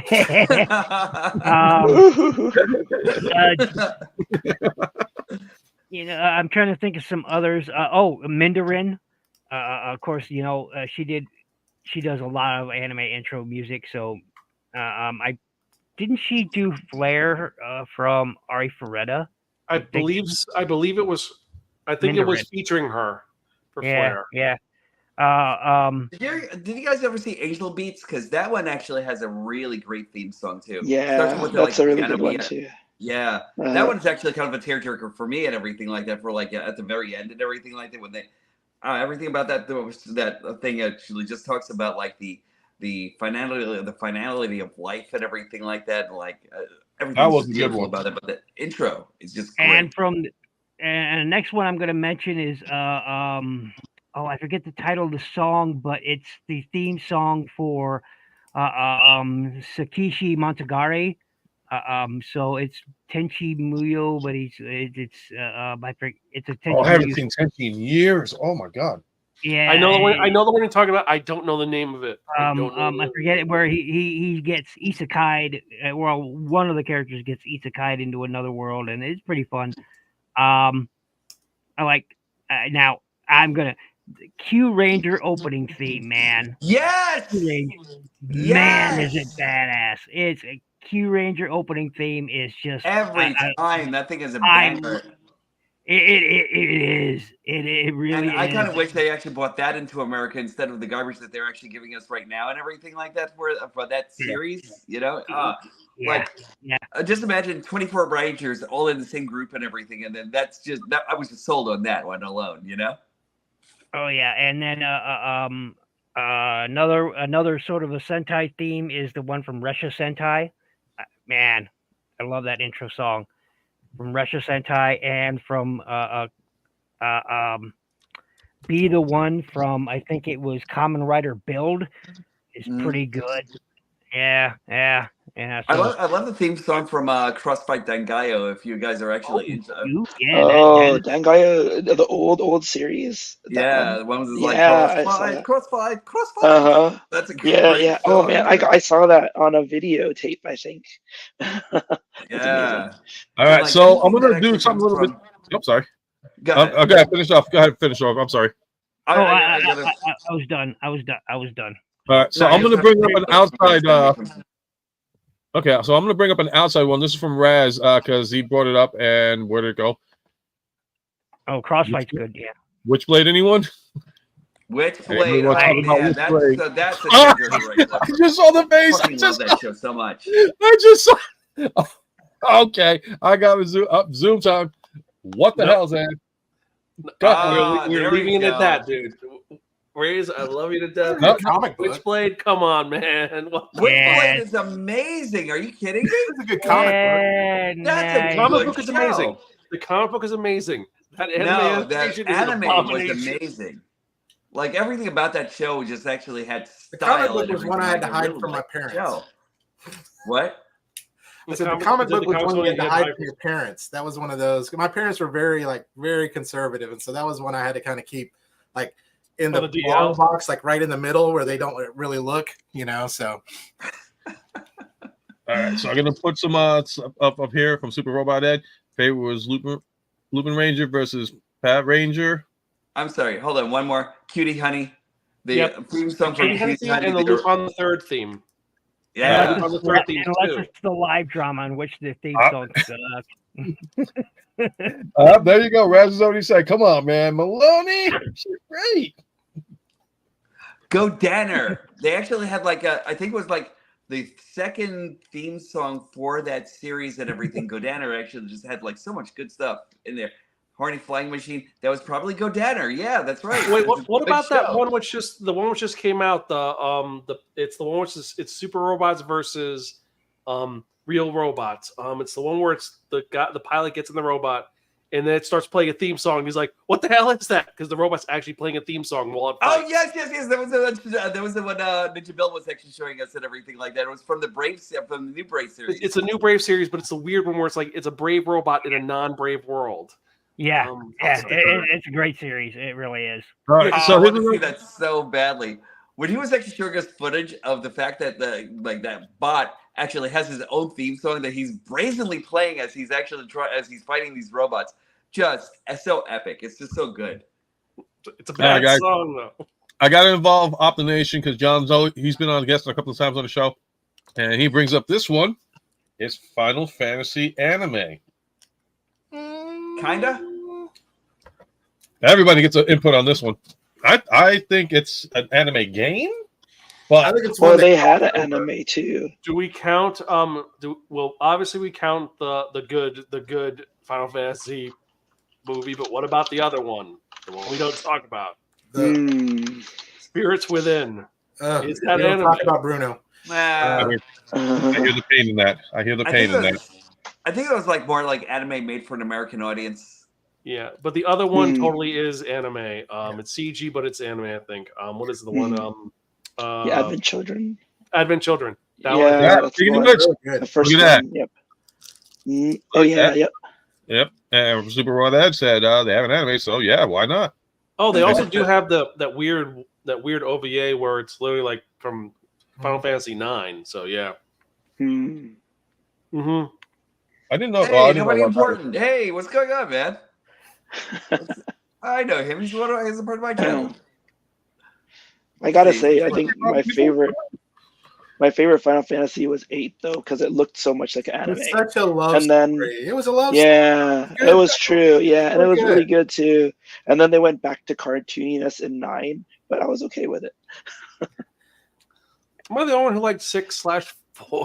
Like I like that was good too. Another great. I like 3. Another great series theme song that came to mind is Die Guard.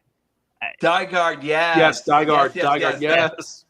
That's like the kind of song that actually kind of like makes you say Die Guard. Office workers saving the world. I know. The theme song always like makes you believe in yourself after you finish watching that show. It's really, really kitschy. I mean, you hear it and you just start singing it. You can't help yourself. Is that the one that Monzo did?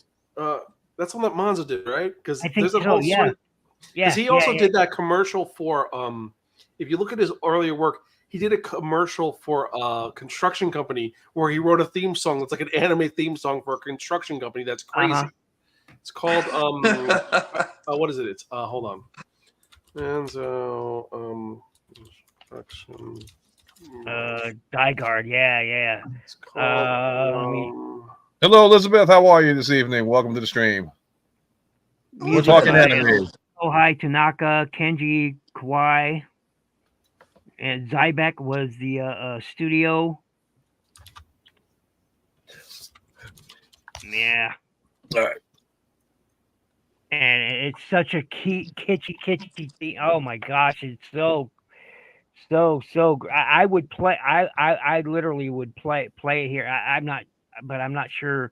I'm dying for you to play it here right now. They will say something to me because of that. One day I played the SmackDown theme, as you statement, they played Real American, and they took the song down. I'm like, you Jerks. Seriously, it's No on a video game. way. Really? Copyright. It was monetized. It was taken down in 47 countries. I kid you not, because it That's says we're American. bastard.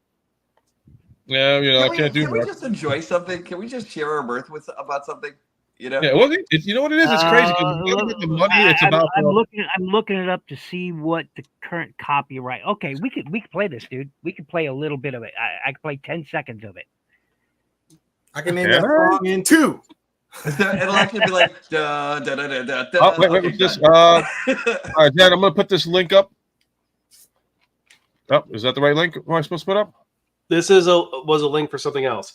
This is something that a live action thing that a guy wrote that literally sounds like a giant robot theme song for a construction company. The company doesn't exist anymore, but the guy is part of a record company, so buyer beware. Yeah, I'm pretty sure they're actually going to be like very. I don't know if that's going to allow me to do the link, so that's why I took it that 3 seconds. So apologies to StreamYard if I did a boo boo, because I know you guys are a little bit sensitive about this link thing.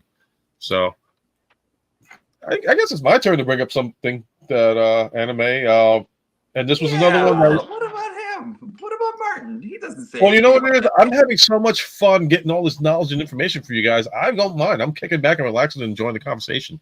You guys are like the gurus of this. I'm just like the beginner level. It's like, okay, back in the head, I had Gotcha Man, I had Shogun Warriors, I had Voltron, I had this. However, in the 21st century, because of again Zan, he introduced me and my wife to a couple other ones. So I'm going to bring up this one because this was something that I have to actually start to watch again. It's been so long, but it was one of my favorite animes that came out. Those Who Hunt Elves. Oh, nice. Yeah. I've never seen that. You've never seen that? Boobs and well, you know what it was? That was like one of the one series that it's like it did not show the, it's like it showed you the silhouettes, but it never showed you the actual thing. And everything's going good. Thanks for asking. Thank you. Everything's good. Hope your day's going good too. But yeah, no, Zan introduced us to that series as well. And it was just so much fun to watch them go through these adventures to find pieces to get back home. And the only way to do it was to rip off the clothes of the elven women. I'm like, this is ingenious, freaking phenomenal. How this was just like, I loved it. It wasn't like hentai or anything like that, was it? No. Or? No. Yeah, that's the thing about it. It wasn't hentai. It was like, it was a comedy. And what was his name? What was the guy? Junpei? I want to say Junpei. Junpei was the guy. Yeah. Yeah. Hold on. And he's why everything went to hell at the end. Junpei, Celeste. Celeste was the movie actress one, right? It's been a while. I want to say Celeste. Excuse me. Hold on. Yeah, and then you had like Tank Girl. Kind of. I was like laughing about that. Kind of like. And they're riding around in the tank, and it's like, okay, we got to go look for these symbols and everything else, and they got to go through these adventures. And then at the end, it's like, okay, I think there was only one elven woman that was like, you know what? Nah, I'll give it to you. Everybody else was like, oh my god, censorship! Ah! It was a great series. That was a fun one. My wife loved it too. She was like, I can't believe you found that series. And I was just like, yeah, I had to, because this was like good times. We had it on VHS, had to trade it in. Money came in when we needed it. But got it back on DVD, and always thinking about everybody out there, everybody in the chat. Thank you for joining us, and please don't forget to like, share, and subscribe to not only myself, if you can, but to everybody in the panel today. These guys bring awesome content. Please follow them, subscribe to them. I promise you, it's not going to be a big regret. You guys will have a great time watching their material. But back to the TV. You just I'm sorry, guys, but you just remind me of this one that I actually saw, and you know what? This one actually kind of and I'm gonna say the H word in this one. This one kind of borders into hentai, but it's not really a hentai. This one's actually supposed to be called Ishuku Reviewers, and it's actually about a bunch of like. You know what I'm talking about, right? It's actually supposed to. Oh, it's so good. Zan knows. The show that got canceled after 4 episodes, that one? Yeah. Did not even get the dub? Yeah, they didn't know exactly. Reviewers. Oh, God. Raz, man, have a great night, man. Hopefully next time we'll be able to bring you into the stream. Hope you had a great time tonight, because you know your anime too, man. That actually has an awesome opening theme, despite the whole show. Right? And the thing was, the thing that actually killed me about that is that it flew under the radar of Funimation for a while before they said, "Wait a I'll second, be right back, guys. what are we doing?" Oh yeah, I, no. I that just was thought such- of another great old school anime series with some good music. Record of Lotus War. Oh yes, Oh, Yeah. That brings back memories. too. High The new manga fantasy. just dropped. You know, the old 80s. Gents, I'll be high- right back. Yep. Keep talking amongst yourselves. I'll be right back. I gotta take care of something really quick. Okay. Nothing bad. I'll be right back. It's old school high fantasy anime stuff, man. Based on a D&D campaign. Ruin Explorers, that was a pretty good, well, a little more comedy than anything. Oh, what was that one? Louis, what was it? Louis. Rune Hunter Louis, which is in the same universe as that's in the same universe as Lotus. Oh, It's on the really? It's on the continent. Nice. And there was one Louis the Ruin Explorer or something. Yeah. Oh, it was great. He was the one where he Louis wanted to be a wizard, but he's more built to be a fighter.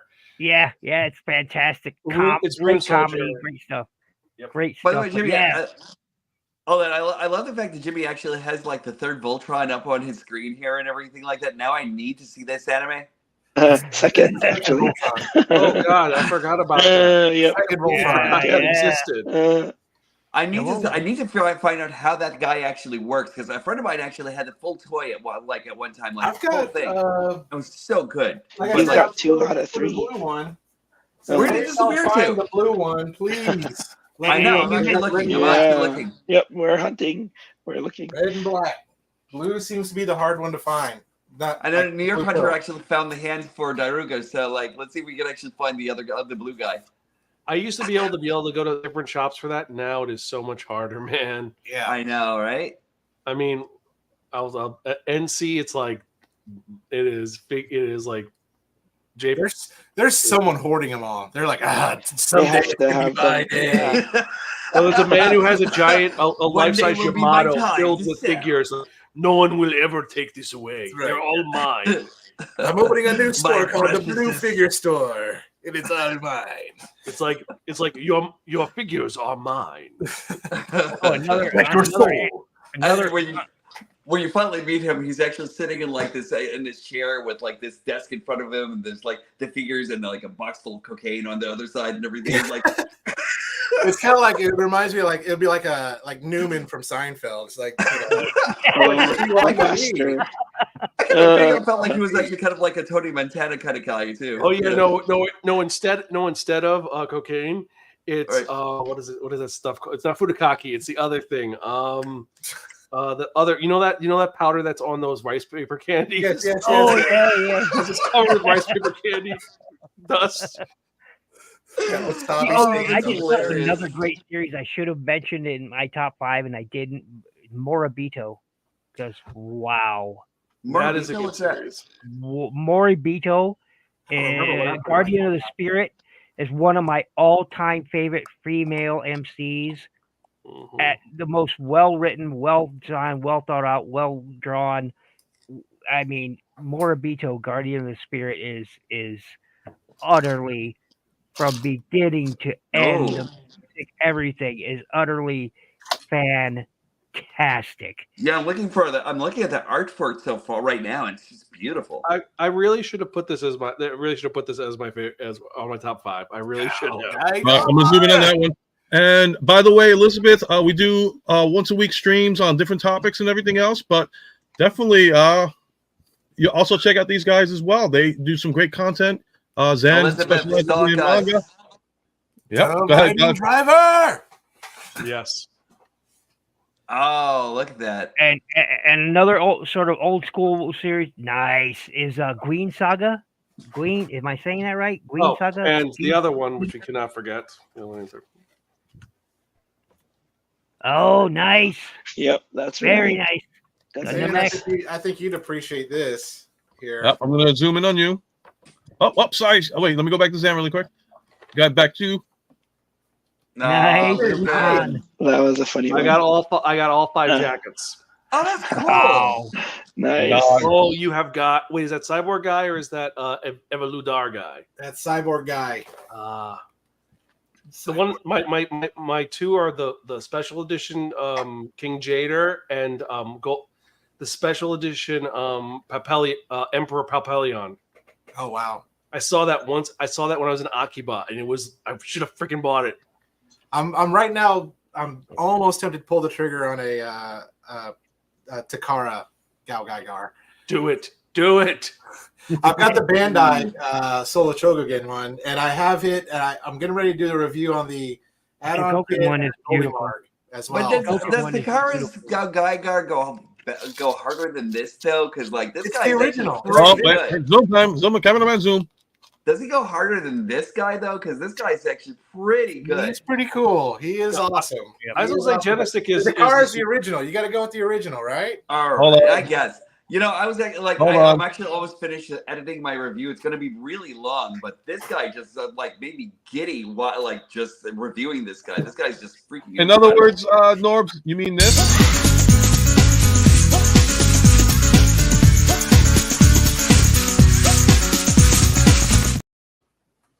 Oh, really? Yeah. Oh boy. What? You forced me to bring him off the shelf.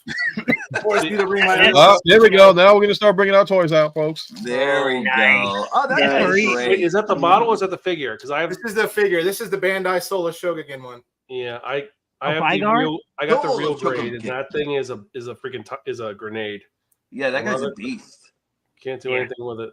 And I can't wait for the gosh, what were the names of the? I can't remember the fire truck and the Enryu and Conryu. yeah, the Bandai has that coming out too as well. Wait, let me ask you something. Wasn't there a Gao Gaigar that actually had? I think it was like 2 dolphins or something like that. That's on the Genestic front? Gagagar. That's Okay. final. That's from final. That's Okay. the last form before he died. Sorry, Hmm? spoilers. I have. Oh, wait, I'll zoom in on you again. Sorry. Yep. Gagagar final. Yeah. See? Okay. I And also thought there's that- Galfigar, which has the jet instead of the Yeah. Let me go get that figure is super chase. That everyone is after that one. See, I keep on thinking to yeah. myself like, Well, my head the- said he just picked up the SOC Galfigar. Yeah, he just Ooh, picked it up. that's lucky. That is awesome. You get the SOC.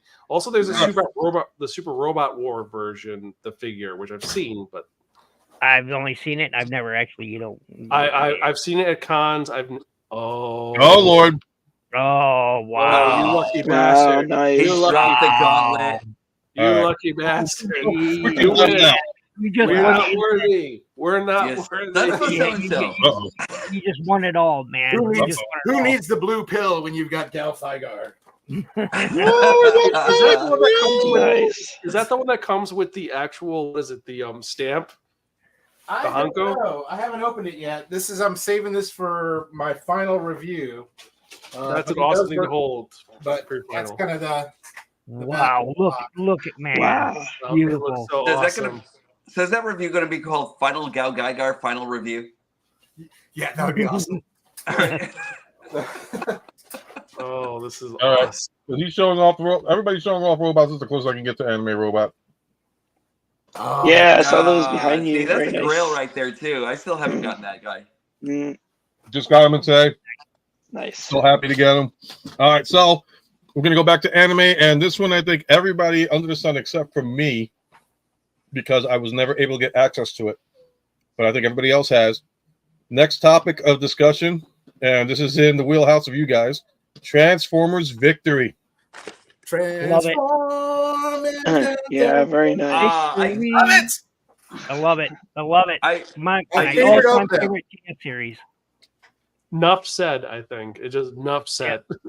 I mean, Deathsaurus, Lio Kaiser, Road Caesar.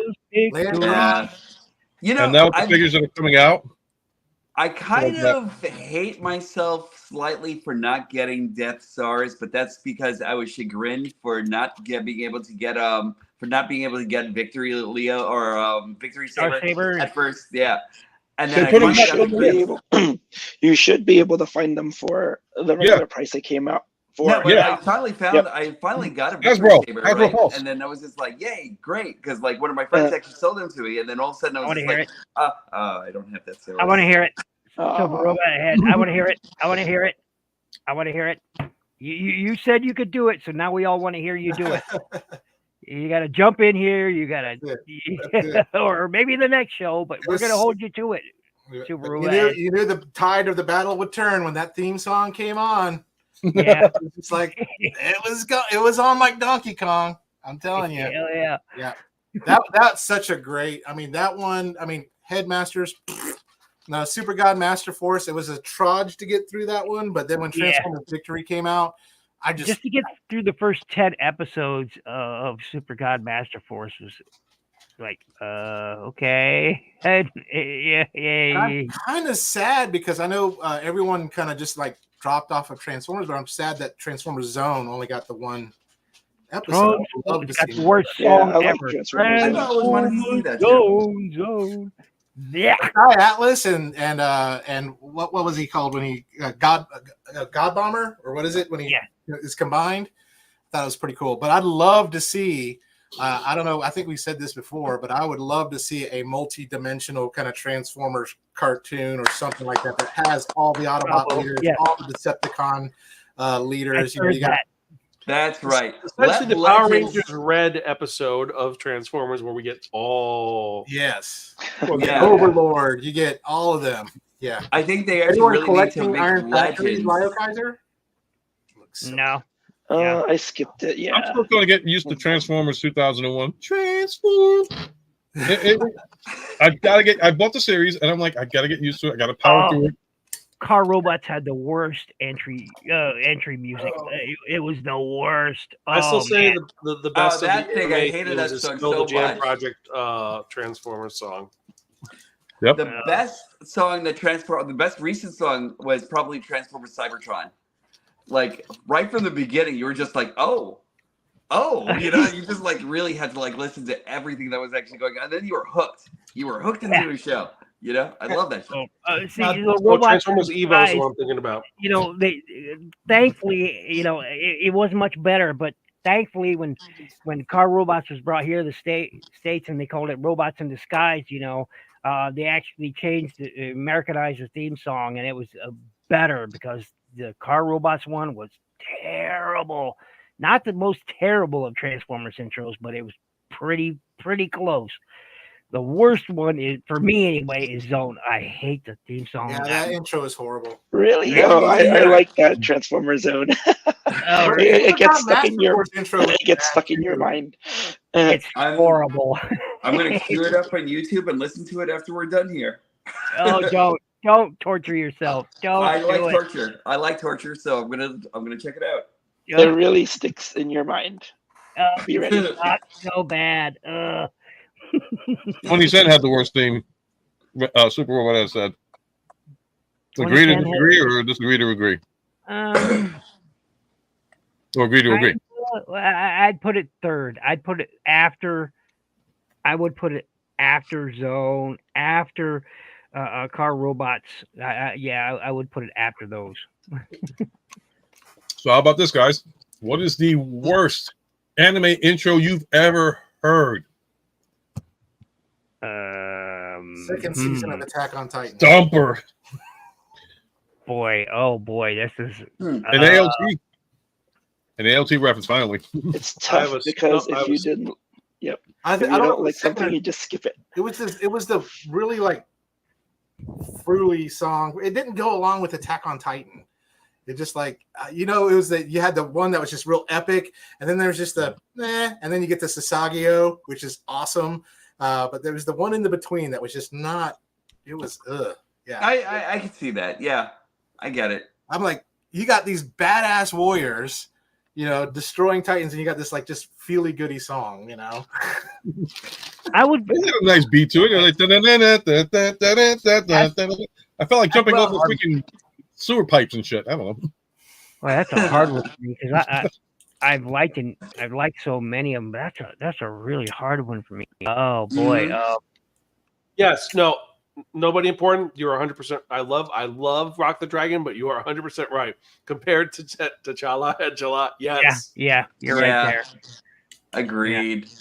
And any Pokemon intro I think is terrible. So I'm just putting that out there. Gotta catch them. My son would disagree. Listen, Pokemon, you can't go wrong with gotta catch them. No. I'm sorry. That's up I'm there. sorry. I'm sorry. Pokemon I thought was always about pedophiles. There's a guy grabbing balls to catch something. Unidentifiable. Oh, no, I'm not it's about something, being a all right. horrible parent and being like, "You're 10 years old. You can live on your own. Go out there." Okay, I'll change it. Any intro song to the Irregular at Magic High School. Okay.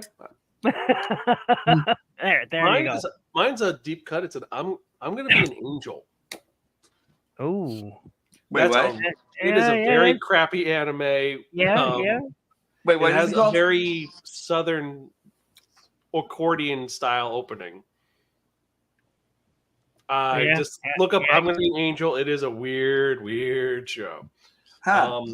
One I forgot that was actually a good one, and also a good anime that would have been my top 10, except that it scarred my wife.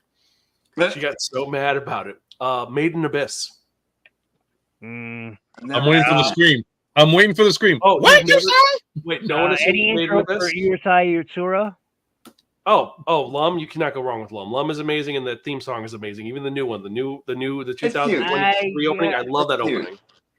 Now I know Steve. He's a good friend of mine, the artist for Lum, and good friend of mine, good friend of mine, Steve Bennett. Man, love that guy. Me and him hung out many years together. What con do you do, by the way? Say again. What con do you do? I've done a lot, mostly Midwest. It's like ASEN. ASEN, Anime Iowa, Anime Zing. Yeah, I don't do the Brian cons because, well, we all know. Yeah. I don't. Yeah. Okay, so there's this guy, and I'm openly going to say his name, and I just don't give a blankety blank. Ryan Koff is a predator. Yeah. And that's putting it nicely. Okay? We here at the Live with UltraMegatronus, so always have to protect you and your loved ones. Yes, remember that. We all care about your safety. He is a con man and a predator, and of the worst varieties you can imagine. And I don't attend any of his cons. He's got but I don't know how he's a con man. I mean, I don't. It's like the people who defend what's his name. I forgot the voice. Vic. It's like it's the same thing with Vic. It's like people just defend them, and that's what it is. I mean, there's someone who went to when I used to do Anime Next, which Anime Next can burn in a dumpster fire now, and now apparently it is. But one of the people who would go there all the time, I will not name names, they were not a good person. And I've associated them. Baz and I have actually had dinner with this person and hung out with them, but it's really bad. So we'll leave it at that. I did those for about 21 years. I staffed a great many of them, and I sort of miss it. But then again, like my friend Carrie and I both staffed a lot of conventions together, and he keeps trying me to go back, and I'm like, nope, I'm done. I'm done staffing conventions. I'm done with it. I'm done with it. I've lost the love for anime conventions because of past things. But I love the people. I love the dealers' rooms or vendor rooms, depending on where you're at. Whatever they call them, and and it's just. I don't know. I lost. No, it's at a certain point you become either you get burned out by it or you're just done with it. I know enough people who have been burned out by it. Both for me. But I met so many fantastic people, like the Ayers brothers are some man. And now that Chris is gone, it's so sad. Oh my God, sad. Chris and I, we got along so famously. He was a big horror movie fanatic. Most people didn't know that. But he was a huge horror fan buff. Oh my gosh, he was huge, and he's done so much anime. Him and his brother Greg, and so much. And I've met a lot of amazing people in the business, and it's great. Cosplayers, the merchandise, the people themselves. I mean, it's just even just regular attendees, those not cosplaying, or just sure there's you always got the bad apples, but for the most part, man, it's amazing communities there, and I loved every minute of it. And yeah, there's just some cons I won't go to. It just the largest con I ever went to is a MechaCon, and I staffed that for one day, and I was like, no. I love the convention, but no. Now, that's when you go as the big ones. You go as attendee or something else. You do not go as a staff. That's Yeah. You'll give yourself an aneurysm. But, Exactly. You said you really boom from the mouth. Shaka I had to. I had to. Sucker Khan. All right, I want to bring up another anime. But this is kind of a fun story, and this is I think one that Jimmy G brought up on his top 5.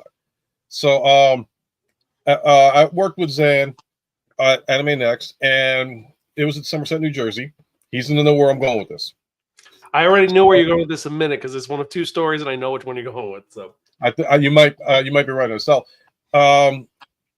He had said to go on ahead to hold the seat down because he was taking care of some stuff. So I get to the audience area, and there's this woman. Oh, and I greeted her. I was like, "Hey, how you doing?" She's like, "How you doing?" I was like, "You okay?" She's like, I'm a little bit nervous because, I don't know if this is going to be a good event for us." I'm like, "Well, what do you mean?" She said, "Well, in Japan, this panel, if we're lucky, brings in at least 10 people." And I'm like, 10 people? I was like, I don't think you're going to get 10 people today. She's like, "How many do you think we're going to get?" I was like, so I said, "Come with me." I brought her outside of the room, and I said, "Do you see this line that wraps all the way around this building?" And she's like, "Yes." I was like, "They're going to have staff come in and say, unfortunately, we have to remove a couple of you guys because the room is going to be packed." So she's like, regulation. Mm-hmm. Yep. So she was like, "Come with me for a second." So I meet the creators of this, and she said, "Can you explain to the interpreter what you said?" I said, "Oh, yeah, you're going to get a big crowd." I'm like, the room fit 240 people, I think. It was a room that it was not a ballroom. It was a big room that could hold about 400 people. The room was packed, and there were people dressed up as both the big series they were popular with and the series that no one except crazy people had heard of, including the fact that they made a special episode just for the director of marketing for that convention, who I was looking for it. I can't find the picture that they gave Vince. That they gave Vince in it. I think I still have that picture though. And the series that I'm talking about, which became popular, and somebody's going to be like, overrated. Kill la Kill. How could that be overrated, though? That's one of the greatest series. Ninja, step in on this one. Not a fan. Not a fan.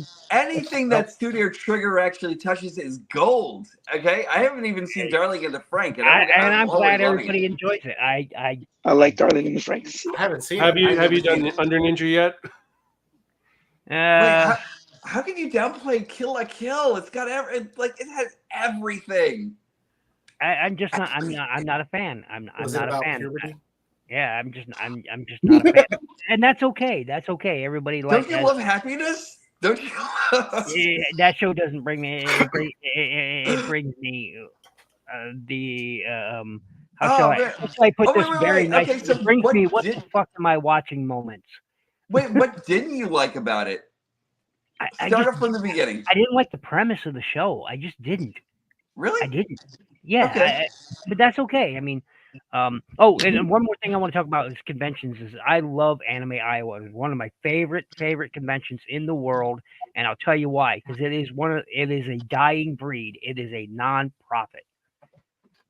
It is a dying breed. It is one of the very last in the U.S. that is a non-profit. I'm actually kind of surprised to hear that can be non-profit, Yep. So there's a couple that are on the East Coast that are like that, but they're smaller and they're more niche. But yeah, one of the bigger ones, Anime Iowa is one of the biggest. And what are your thoughts on Inferno Cop? I love it. And it's not a copy of. It's according to them, it is not a copy of Ghost Rider because he uses a car and not a motorcycle, and he's a police officer. Clearly, what's his name? Inferno Cop. You've never seen Inferno Cop? No. Love it. Look at the picture behind me. That is Inferno Cop. So funny story about the whole situation is the fact that Well, like I talked to a couple of people, and either they hated Kill la Kill and loved Inferno Cop, or the reverse. It was the weirdest thing I've ever seen. But it was so cool because it's like, you know, you have fun with both the series. If you're into, you know, Kill la Kill, cool. If you're not, cool. Mm-hmm. But it was always, Jimmy, jump in, man, anytime. Because I think that was seen Kill la Kill. You didn't see Kill la Kill? It's not on my top 5. Good for you. Good for you. Who brought up Kill la Kill? I thought Jimmy had brought up Kill la Kill. Maybe I'm mistaken. No, I enjoyed it, but I didn't put it on a list. But yeah, I never saw Inferno Cop before. That's something Ghost Rider. Oh, you will yeah, laugh. Ghost Rider. He looks You like will it from laugh the your picture. ass off on Inferno Cop. I only have one more left of the top 5 I gave you. Yeah. Wait a second. He's got the whole Johnny Blaze collar going and everything like that. He's actually Yes. Again, according to the creators, he is not a copy of the Ghost Rider figure they have on. None whatsoever. Bullshit. He is based off of. He wears a helmet. He Ghost has Rider a police officer's hat, and he has a police officer's hat, and It's one of those drives like a Coming police to car. America, McDonald's, and McDowell's type of thing. Exactly. You know? Yes. Yep. Exactly. Yes. Oh, and they are not parodying the Green Lantern Corps, nor not one bit. nor other stuff. There's no parodies of that. That was one of the greatest things that Zan has showed me yet. Quick series. Hey, Like, Yeah, I can watch it for 14. No, sorry. what's up, my brother? 14 episodes. and a Stray Blue one. Welcome to the chat. Great you guy know, there. Inferno Cop Stray, actually kinda- great guy. If y'all don't know him, man, Stray is one of the best dudes Well, you got to know, man. What were you saying, Norbs? Inferno Cop actually kind of reminds me of something that would actually come on Adult Swim at like 3:00 in the morning. Yeah. Yes. Right? He Yeah. also shows up in Space Girl Lilico also. As her In fact, boss, isn't it- Cosmic Space Cop. Sorry, Cosmic Inferno Cop. Oh my god! In Wait, fact, isn't but there's a that- Cosmic Ghost Rider. Slade Yeah. Wilson, Wade Wilson, you know. Yeah. In fact, Zan, isn't Inferno Cop at 10 years old now? I think More you than that. showed that It's- to me I in- think it's 13 years old. I think. 13? No Yeah, I shit. think 13. It's been a while, man. All right, because I remember the first time, because when Trigger came to Anime Next, they were doing both those panels, and Kill la Kill and Inferno Cop. And that was like, you introduced they it to me did for the both. first time. I know everything comes out in Japan way earlier than we get it here. Yeah, I and think they were they- also doing the thing for Darling in the Franxx as well. Okay. And then Which they I'm got down to weird, see. and they did a That is a couple good other one. things. They did Promare, and then the new one is what's the new one? I can't remember. It's been a while. Ken, how's your coat, by the way? You know, don't think about it. It's running out of steam, but I'm gonna push on. You got this. You got this, Ken. Yeah, You can thanks. do it. I'm just checking out some of the comments for Inferno Actually, Cop on if you Crunchyroll. want- They go back to 2015. If you want, I- we do we have a sign language interpreter here? Because I like to get that. Dude, interpretive dance. I Yeah. need to see Inferno Oh Cop. God, the funniest one was Robin Williams on whose line, "Impotence is a shallow thing to have." You got to see the whose line with Robin Williams. It is hysterical. Yeah. It's a shame that I've lost all those photos from 2015, man. I would have shown that image, but I cannot find it. Wait, hold on. 2015. Which image of it? That was the Inferno Cop one where they had the guy coming out with the Inferno. Actually, no, I have. Crap. Do I? I I actually have- have. I have one of the images from it. I have one. Yeah, put it up, man. Put it up. I mean, I got some. I Hey, can't. Darling and the Franks love that show secretly, Uh-huh. and we not so secretly. I need to see Inferno Cop or something just for the hell of it. Dude, you're gonna love it. I'm telling you. If you've never seen Inferno Cop, I promise you guys, you will laugh your asses off. I am gonna. I need a good laugh. So like, yeah.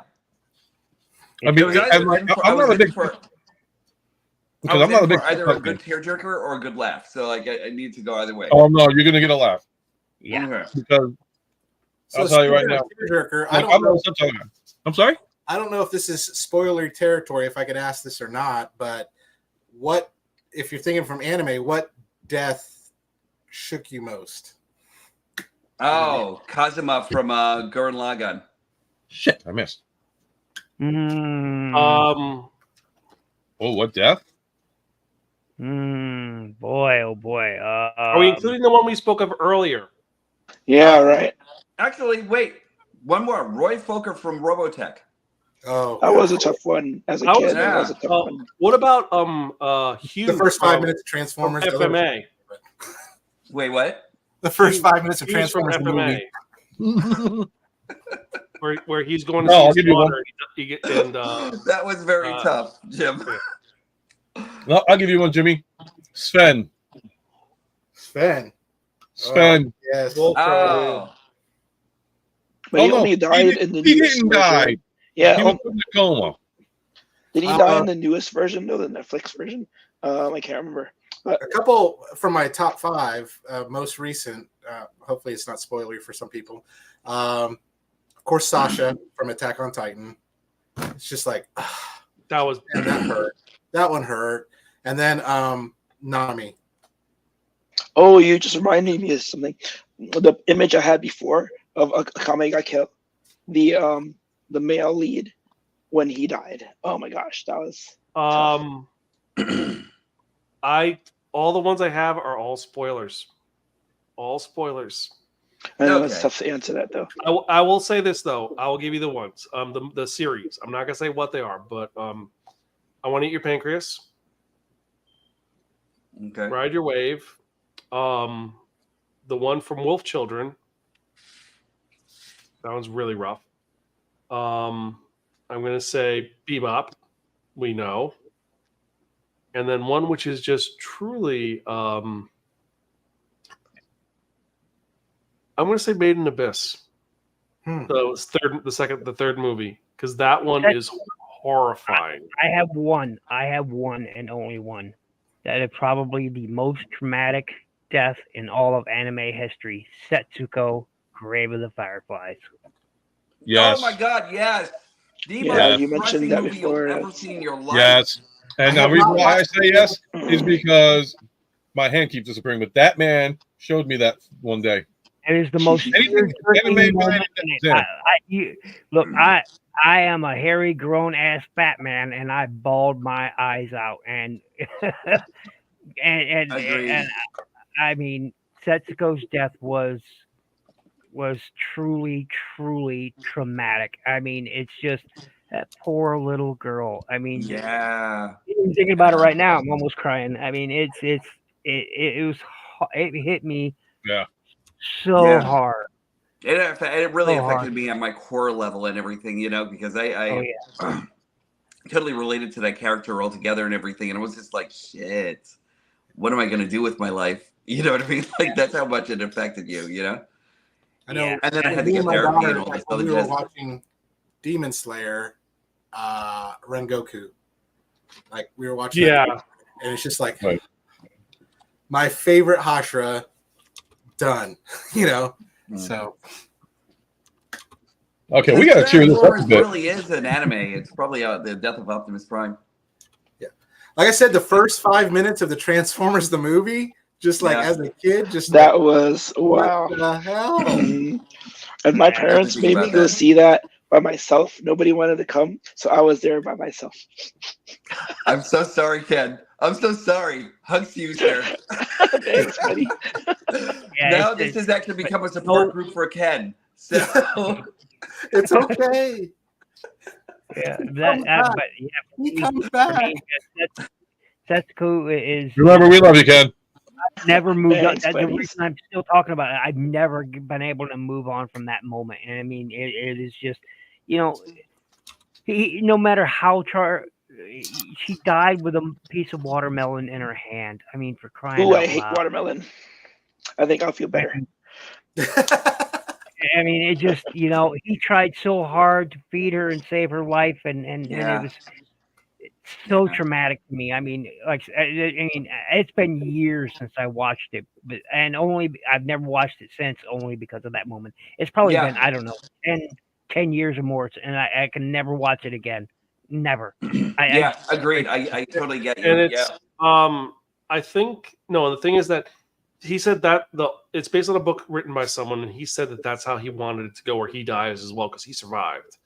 Yeah, and it's based on a true story too. Yeah, no, it is. That's why it's a true story. But he killed himself instead of surviving because he survived. The big brother survived.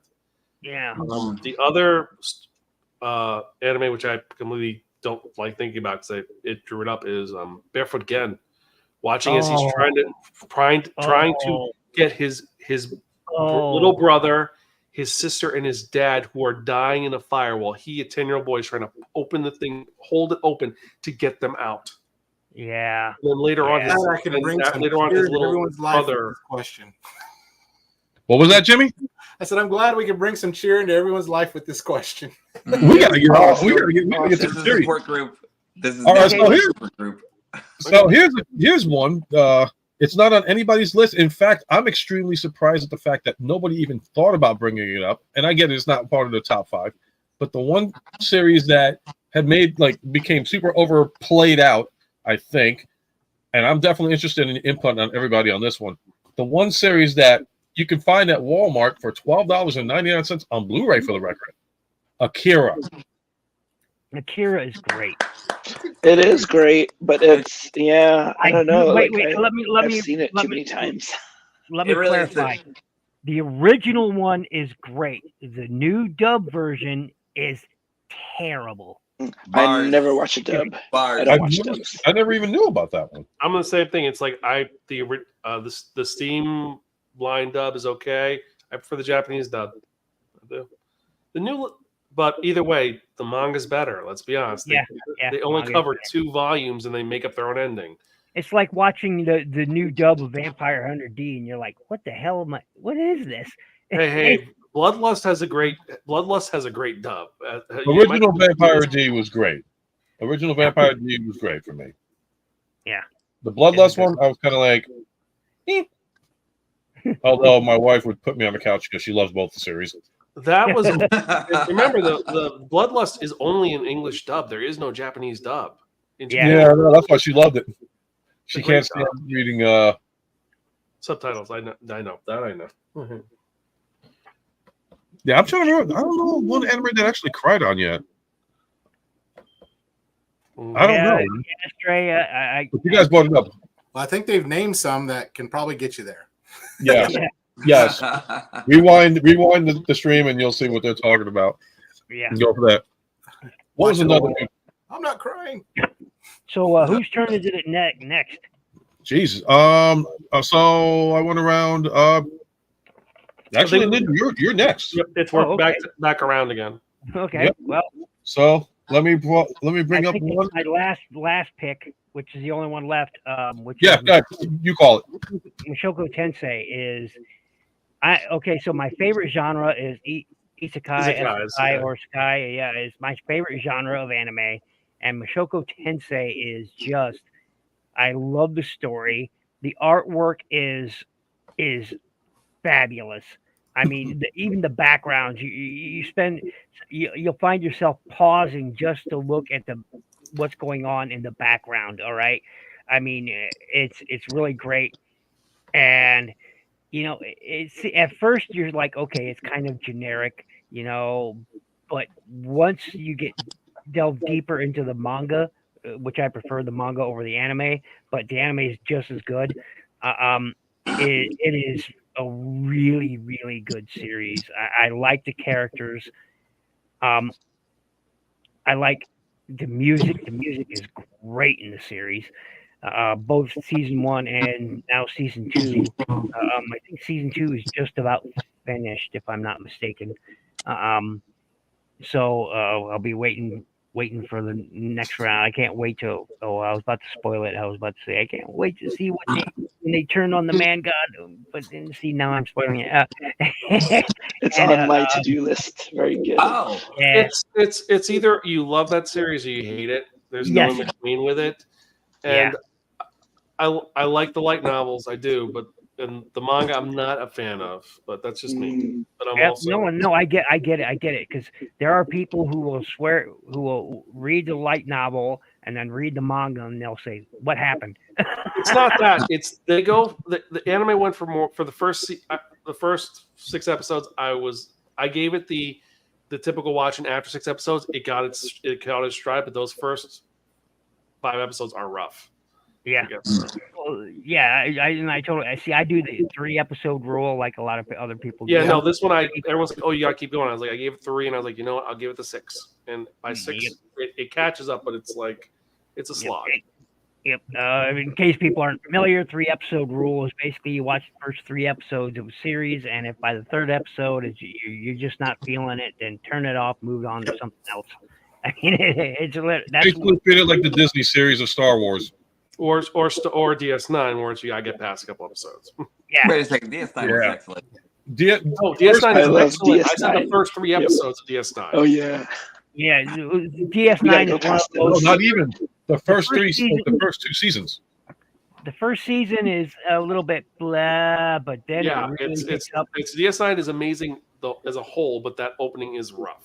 Yeah. Wait a second. Basically, character development in season 1. Yeah. Yep. Wait a second. I just thought of a death scene. Did you guys ever see? Was that a Crying Freeman? Yes. Yeah. Cold Yeah. death. His Yeah. best friend. Yeah.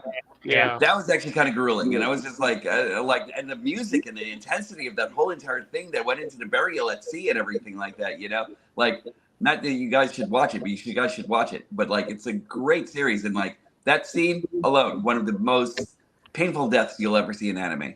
Now another anime that tied for me with Mashoko Tensei is Faraway Paladin, which is really, really good. Oh my gosh, it's so good. I mean, it is so simple that it is what makes it good. And it's one of the rare occasions where I'll say the anime is actually better than the manga. One of the very few. Agreed. I'll agree on that. Yeah. It takes 33 episodes to be good. Yeah. Yeah. Yep. So it's one of the very rare occasions where the anime is actually better than the manga. The manga is a little rough, but the anime is it's a good series. So anyway, that's it. All right. So, okay. So Zan, you call the next one on your anime on your top 5 that you want. What did I forgot what I put? I forgot what was left on my list. I think I have 2 left. Or is it You 3? had let me back out here. I had Apothecary, I had JoJo's, I had Chainsaw Man, and I had 2 more. I think, right? We did a Apothecary. Bartender. Oh yeah. City Hunter. Either Bartender or City Hunter. Bartender is a series that just got a remake. So Bartender is old school. It is relaxed. It is chill. The whole thing is about a guy who works at a bar. That's it. Nice. And the lives that happen around him. The original series is like that deals with that. The new series deals with him. The company is trying to court him to move to their bar. It's wait, cool. I have one more too. There's 5. I had one more. Go ahead. Sorry. Well, the series is just literally just super chill, relaxed. Also, will teach you about drinks. It teaches you how to make the drinks. It goes into that, and it's pretty awesome. It's on Crunchyroll right now. You can watch both versions of it. They add a lot of really good elements into it, and more importantly, I did not know how to make a gin fizz before that. And yes, yes, Astray Blue. Of course, I'm watching Kaiju number 8. It is amazing. The other anime that I forgot about, which is definitely awesome, is the live action adaptation just dropped on Netflix. City Hunter. City Hunter, yeah. Oh, Ryo Saiba is the seen most City Hunter perverted, forever. awesome man ever. I mean, let's be honest. He's a guy who can do anything. He kicks ass. He's a super pervert. The newest adaptation, Role model. What? Yo, Role he's a man who'd be canceled nowadays. And I love the fact that the new movie they bring up the fact he's an 80s type of guy in 2010 where he doesn't know how to use stuff, but he doesn't know how to use AR, but he knows how to use a drone to look up a girl's skirt. I love it. I want to see this now. If you have not seen City Hunter, watch City Hunter Shinjuku Private Eyes. It's amazing. It's a crossover with another series created by the creator called Cat's Eyes, which is about a bunch of art thieves who are sisters. They have like a 2-minute spot in it, but it's really funny to see them. Also, he does show up in the last Lupin the Third movie. He's in the background, just sitting there looking at Lupin. But the movie is well done. Ryo Saiba is amazing. If you have not watched the live action on Netflix, it's a really good adaptation. There's also a French adaptation, and of course, we cannot forget the Jackie Chan adaptation, where Jackie Chan dresses up as Chung Li. It's true. Oh, I saw I saw that clip, and that's fun. No, it's like each one is pretty faithful to it. There's even 2 J dramas. One's a Korean one, which sucks, and then there's a K drama based on the sequel spin-off series that doesn't really happen because that's the ending where he ends up with the girl and then she dies horribly and her heart gets transplanted into another girl. Okay. And that's interesting. I really want to see this. City Hunter's crazy and awesome, and just it's Mokori. Alrighty, so Norbs is up next, and Super Crooks. Have you guys seen Super Crooks yet? Super Crooks is on Netflix right now. It's actually basically. I gotta check it out. Really, everyone actually has superpowers almost and everything like that. And you actually have like a band of crooks that are actually kind of like getting together for one more job, you know? And it's actually based in San Francisco. Such a good anime and everything all the way through. The characters are actually really well developed and everything, and like the storyline is just flows so nicely and everything. And that intro, I think that's actually one of my favorite intro songs / intros for anime that I've ever seen. It's just them dancing. It's just a couple characters dancing and everything like that. But the way they actually have it done and everything like that, I think that I want to say that they have rotoscoped everything, you know, between like human and like how the humans actually dance in this thing and everything like that. But like so good, and like some of the powers, I don't even want to spoil it. I think you guys should actually check this out next after you actually get off of this thing, so you can actually like enjoy the mirth that is Super Crooks. You know, so good. Super Crooks was awesome. I liked it. Yes. I didn't even know there was a comic book series, actually. Has anybody watched that new series, Built-in Initialization, yet? I haven't checked it out, so I don't know anything about it yet. So people are talking about it, but I haven't watched it yet, and I just wanted to ask you guys if you've seen it yet. So not me. Yeah. I haven't seen it. Oh, all right, actually, I'm supposed to bring this up to Norbs, too. Eureka 7. Eureka 7! That's actually one of my favorite animes of all time and everything like that. It's actually a mech anime, and it actually involves this like kid who actually comes across this vehicle transforming robot called a Nirvash. He actually has like a certain amount of power, and then he actually befriends this alien girl who actually becomes the love of his life. It's got like a lot of like deep romance in there, and a lot of like those cues, like all the story, like the characters are actually just like really well done and everything like that. Kind of like very 70s style, I think, you know? But like everything, like the whole, like all the environments are just super lush. And I think that's actually great. I haven't been able to find it on anything popular. In which case I'm going to have to invest into like a Crunchyroll pretty soon and everything, because I need to like catch up on like a bunch of anime. Crunchyroll, the Hasbro of anime. You can also get it on Retro Crunch, but you still have to pay for it. So yeah. Oh, now you show up, Belucius. You better be glad that Alf's not in the stream. What's going on, Belucius, man? Welcome to the stream. We're doing anime today. Just talking anime. So if you know some anime, bring it up on the chat. Anybody in the chat, bring up some stuff, man. Let these guys burn the range. Okay, so who's next? All right, Ken. Are you up for it? I want to share something. Okay, yep, try to understand as best you can with my ragged voice. But I put 2 movies on my list. One is Macross. Do you remember Love? Because that's gold standard. Yeah, but that's not the one. That is the gold standard. Yeah, but that's not the one I want to talk about. The one I want to talk about is a recent one called Suzume, and that turned out to be so good. It's on Crunchyroll right now.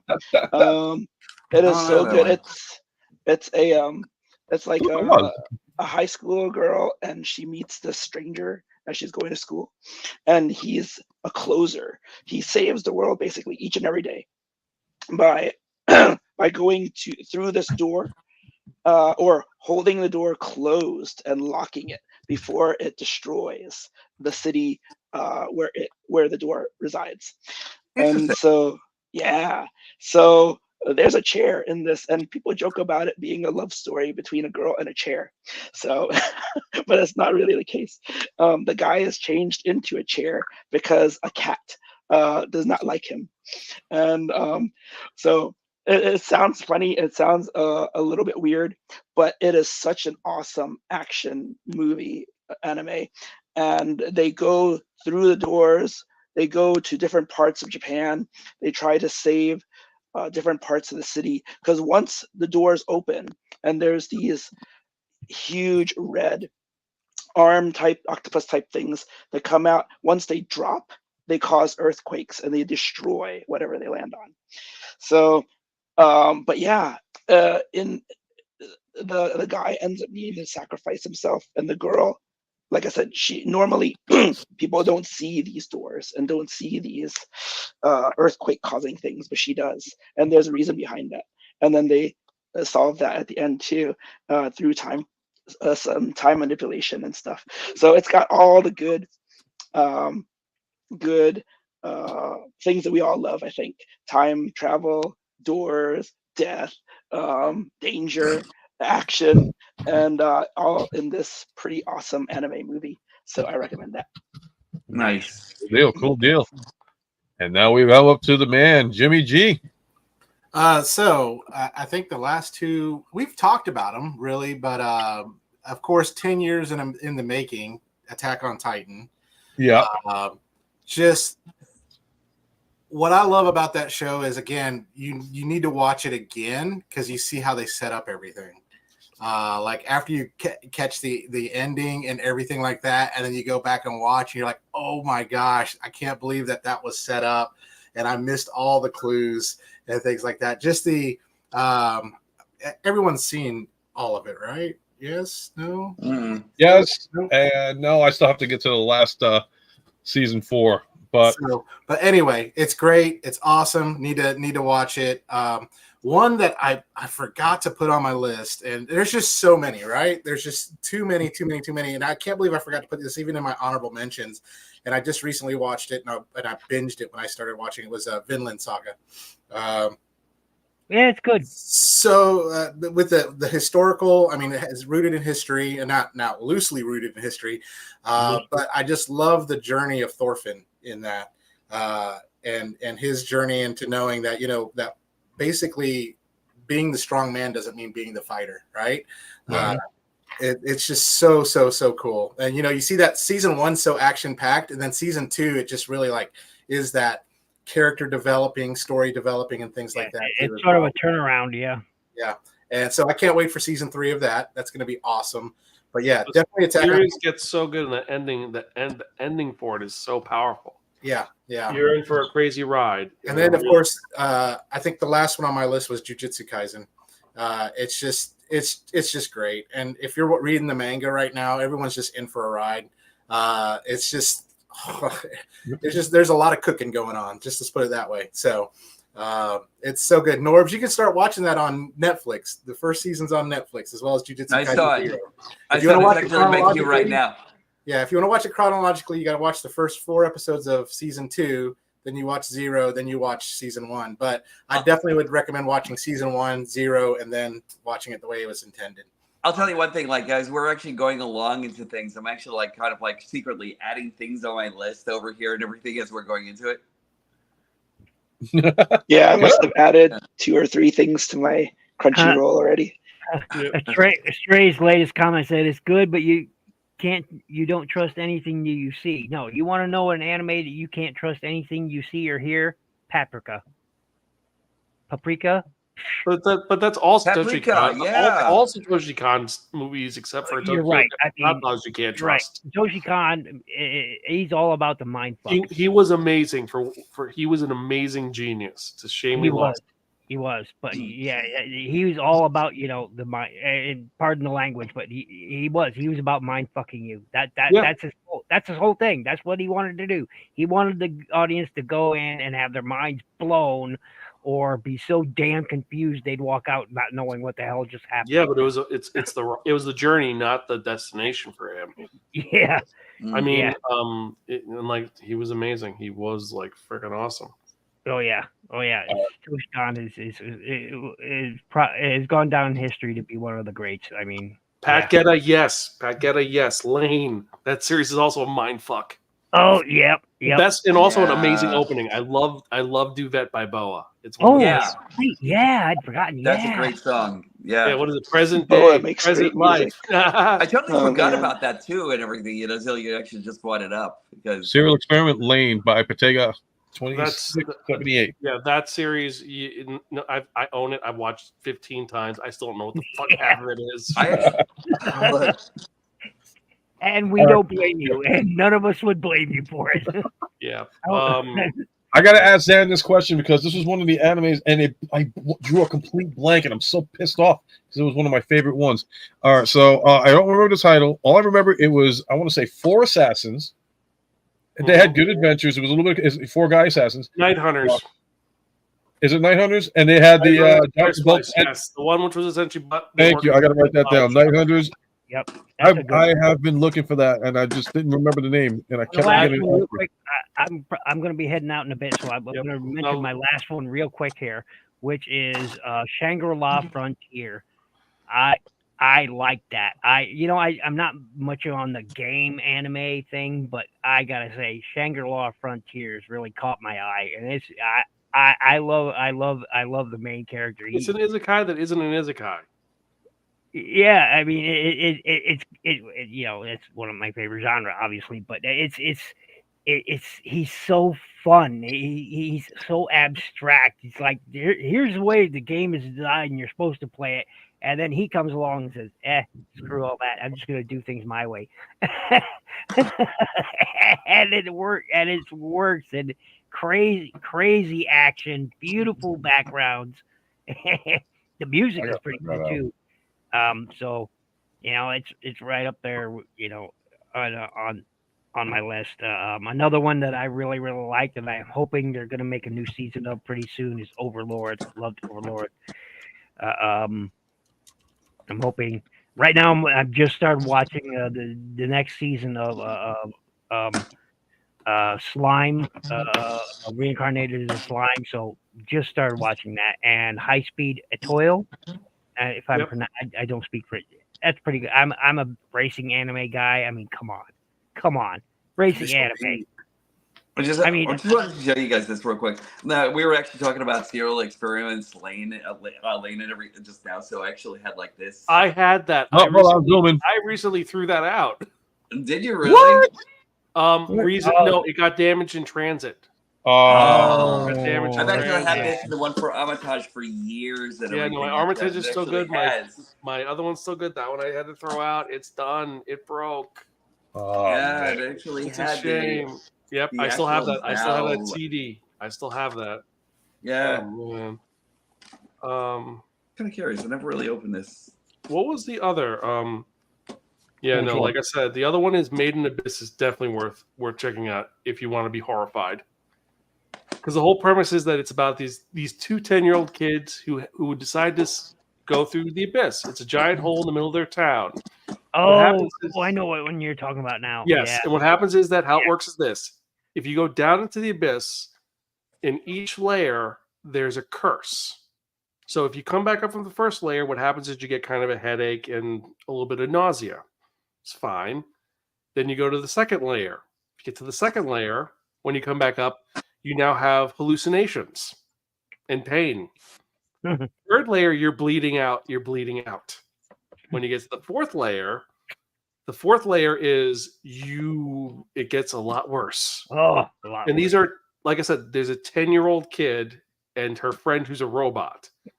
And the thing is, it's not at the top of the layer. That's not how it works. It's 10 meters. So imagine going up, you leave your shoe and you go down a floor. You can't go back up for it. If you go up for it, you get hit with the curse like that. Interesting, yeah. Oh, it gets more horrifying the lower down you get. There's some really screwed up things. Like at one point, one of the characters gets, because it's all happy and cute with some things. Like they see this body that's like, help me. It's being puppeted by creatures that eat it. Wow. So if you go to it, they'll grab you and eat you. It's like, it shows the what is it? The nature is horrifying. Another one is a creature that it injects you with spikes and it'll kill you instantly. And one of the characters gets injected with this. Like I said, 10-year-old kid. in their hand. They tie it up, and remember, only way to escape is you got to go up. Goes up 20 feet. So her arm is filled with blood. It's tied off so she doesn't die of the poison. She is bleeding from her eyes, and she tells her friend, cut it off. To cut off her arm. Yeah. And these are not like surgeons. These are not soldiers. It's a 10-year-old kid. Mhm. Yikes. It's a really cool story. There's some really cool elements because all the mythology behind what's in the abyss. But it's That's really where you guys fucked up. find some fucked up shit to fucking watch. This is the funniest thing is this was recommended after watching Umaru, and Umaru is a whole other thing. That's Greta's jam. That's my wife's jam. Is Umaru. Oh man, there was this one. That's her spirit animal. There's this one anime that I was actually watching where these two people are actually going. These two people, there's like there's a guy and a girl that's actually going through this whole entire asylum and everything, and basically. She's actually kind of like she actually wants to die. She's actually suicidal. She wants to die, but she can't take her own life because she's Christian. So, and then she actually befriends this guy who is a sociopath, psychopath, murderer, right? So, he actually wants to destroy her, but he actually needs her to get out of this place. And then she actually, but it's kind of like a twisted love story in a way. I know the story you're talking about. I forget what this thing is actually. It's not called. Mind Game, is it? It's not Mind Game. I don't know if that's it. I know the one you're talking about. I know it. I see it in my head. It was like late 90s, right? Late 90s. No, I just saw it recently. So like I didn't know if it was actually something newer or something that was actually like maybe like late 90s, maybe early 2000s or something like that. Yeah. But have you guys watched? Anybody knows? You guys watched? What is it called? It's Jisan Basan Wakageru. It's yes, Grandpa and Grandma turn young again. Yes. It's a great. It's a light. I'm starting that today. It's a great fighter. I just hit the first episode. The first 2 episodes are fan servicey, then it slows down. It doesn't get as perverted. It's a very lighthearted. It's a good slice of life. Yeah. I recommend if you just want to sit there and smile while you watch something. That's a great series to do it with. I started watching that last week. So nice. Yeah, I hit episode 1 today, and then I stopped it to do something, family stuff or something. Yeah. Oh yeah, it's fun. It's fun. There's a new cat anime. Oh, what is it called? Not a cat. What is it called? No. I think I started that one too. Let me see. Tunari no Yokai. Yeah. Yes. The My Neighbors Are Yokai. Yeah. Yeah. Where the cat becomes a Bakaneko. That one's really good too. Yeah. Oh, and one more from. Well, I gotta head out soon because I gotta get a brother tomorrow. But, I'm gonna be calling it short soon. But my last. And I'll put my one after this. What is that shit? What is that one called? The one with Swindler? Fuck, can't remember. There's an anime. Give me a second. I'll remember. The deal is that it's a post-apocalyptic future, or not post-apocalyptic, cyberpunk future. Sasake and Peeps. That's another one with a cat. That's a good one. Sasake is fun. It's a fun isekai. Or is that a bird? Actually, no, it's a bird, right? Yeah. Sorry, my mistake. As soon as you mentioned cyberpunk, go ahead. No, it's Akadama Drive. Oh, it's a bunch of criminals get together in this future where they're arresting everybody, and this one girl, because of an error, she ends up getting stuck with these criminals who are going to kill her. So she says that, I'm a swindler, and that's my whole ability. And like each one of she's dealing with all these criminals, and she becomes one of the number one criminals that they're trying to kill, because it's like they're all set up for a heist. You have and they're all named by their identity. So it's Swindler, it's Cutthroat, Doctor, there's Driver, who's essentially a drive man. There is Courier. Courier is it. And there's a couple other ones. It is an awesome series that if you haven't watched it, it is crazy. It is great. It has a very fucked up ending where, that one where, you want to cry? This one will kind of make you sad, but it is a badass way to go out because what happens is I'm gonna die anyway, but with my death, revolution starts. It's like this person who's like, I'm not a criminal becomes like the ultimate criminal. It's you know. I got an excellent question for everyone before we all go. An excellent question, and we'll start with Ken and then Martin, and we'll work. Leave me out of this, man. Yep. Nope. This question is secret pleasure anime. Secret pleasure anime. What is secret pleasure anime? Wow. Just Golden Boy. Well, Golden Boy is good. Good. There you go. Oh, I was gonna You know what's my my secret Boy. pleasure anime is Tonikawa, Over the Moon for You. Wow. Yeah. Yeah, that is. How my about you, secret Zan? pleasure. How about you, Zan? Fly Me to the Moon Tonikawa is a good one. It is a very good one. But for me, my guilty pleasure one is going to be 365 to the Wedding. That one's so fucked up because it's like, we're going to get married or else we're both going to Siberia. And then it's the whole thing of them getting together. Yes. Nice. And Norb, what is your guilty pleasure anime? What was that one that I was actually talking about a while ago with it, where it was actually kind of like borderline hentai and everything? Oh, interspecies. Interspecies. Yeah. I'm sorry, that thing is just brilliant to me every time I see it. So I'm just like, okay, I love this thing. It's just they score these girls and then they rank them. Right. Mine is Oran. Oran High School Club is my guilty pleasure. I'm sorry, but it you know, it's the reverse harem idea, and Nothing wrong with that. Nothing wrong with that. How about you, Jimmy? Mine's. I mean, it's very simple. It's got to be Yu-Gi-Oh. I am telling you, that is shame with that. I just sold $600 worth of Yu-Gi-Oh cards to somebody. Gosh, so, I mean, it's just. And I was at a convention and got to hear a panel with all the actors, and it's just so cool. And just when you think they're about to, they just pull the cards out of their ass. I mean, it's just like, oh, and I've got this one right here. You know, because you have to in the heart of cards. That's true about that show. I summon Pot of Greed. So. And it's always the card that they need the most to get out of their jam, you know? And I love that. And I just want to see one episode where they go, I just need this. And it's like, damn it. The whole earth goes into chaos. And amazing. Darkness. All right. So, gentlemen, I think we had a hell of a long night, and we still haven't covered a lot of things, but that's good because we can bring it up on another session and another time. So I would like to definitely thank everybody, not only in the chat, but everybody that came on tonight to do this panel.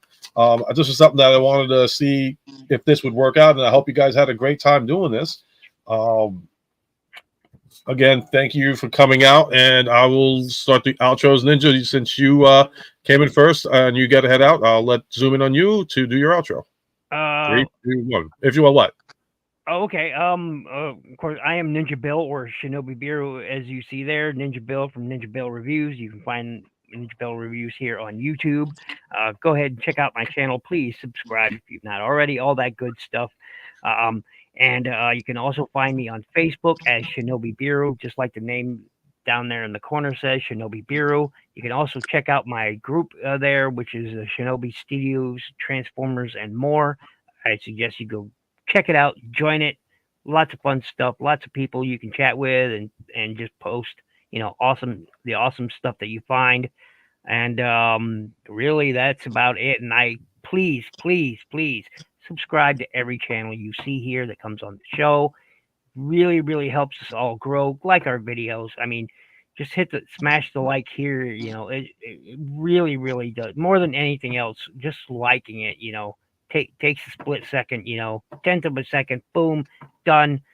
Really helps channels out. That's it. That was like awkward, but cool. Thank you again, Ninja, for coming out, man.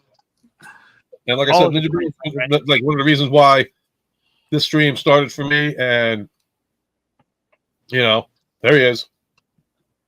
That's the man that basically motivated me to do this thing, and I'm so glad I'm doing this. And again, thank you, sir. And who do I go to next? I can go to, because Jimmy G's got, oh, look at, he's got Pyro going here. I thought it's Christmas. He got pyro. All right, so Jimmy G. This is the gesture thing that you can do. It's weird. Anyways, this is Jimmy G in the place to be. Welcome you. This is with my vlog. Come see the good, the bad, the awesome, where I give my first reaction to all things pop culture. You can find me on YouTube, on Facebook, on Instagram, except for on TikTok. It's the food, the bad, the awesome, because I can't spell really well. But definitely come on, have some fun with me. If you don't like that kind of stuff, it makes some great white noise to fall asleep to. Nothing wrong with the food. Nothing wrong with the food. Okay, I will go to Diecast Norbs next. And go. All right. Diecast Norbs, Galactic Hooligan. And I'm actually always on YouTube. You can find me on YouTube on Diecast Norbs Activate. You can actually find me on Instagram, Facebook, and every place else then under that name, Diecast Norbs Activate, including X. You can actually find us also on the Transformers Hooligans Hangout that's actually on Facebook. And that's a place where you can actually gather, hang out, and everything like that, talk about your favorite robots or anything else that actually interests you. So come on in, join us and everything. And then also, as Shinobi Biru actually said, just subscribe to everyone over here and everything, because we're actually all good guys. We all have like great things to talk about and everything. We always have, and I'm actually kind of like myself over at like 794, 793. I'm actually trying to reach 1,000, my first 1,000 and everything. So like, help me out, help everyone else out and everything. And always be good to yourselves and to each other. And as always, when these stop being magical, that's when I'll stop collecting. And now we can actually go to another person.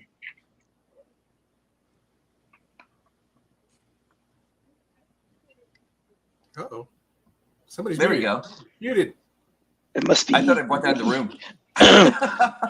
Well, yeah, I'm NY Hunter Impressions, and as everyone else has said, just subscribe to everyone, because it's just so great to know and be friends, brothers with these guys, and just be able to hang out and talk about all these different things: Transformers, Marvel characters, X-Men, Norbs, and X-Men, Star Wars. and my favorite figure so far, Apocalypse. And damn! I just got him. Yeah. Anyway, my X-Men. Yeah, and anime, hooray! So yeah, it's just awesome. Even though I was getting sick today, I could not stay away. As you can hear, I apologize for my voice, but man, it was just a blast with you guys, and all the people on the side chatting as well. They're most of them are regulars, and the new folks also. Just great to have you and see you.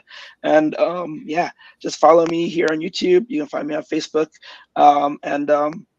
just great stuff. Thank you, UltraMegatronus, for making it happen. Mm-hmm.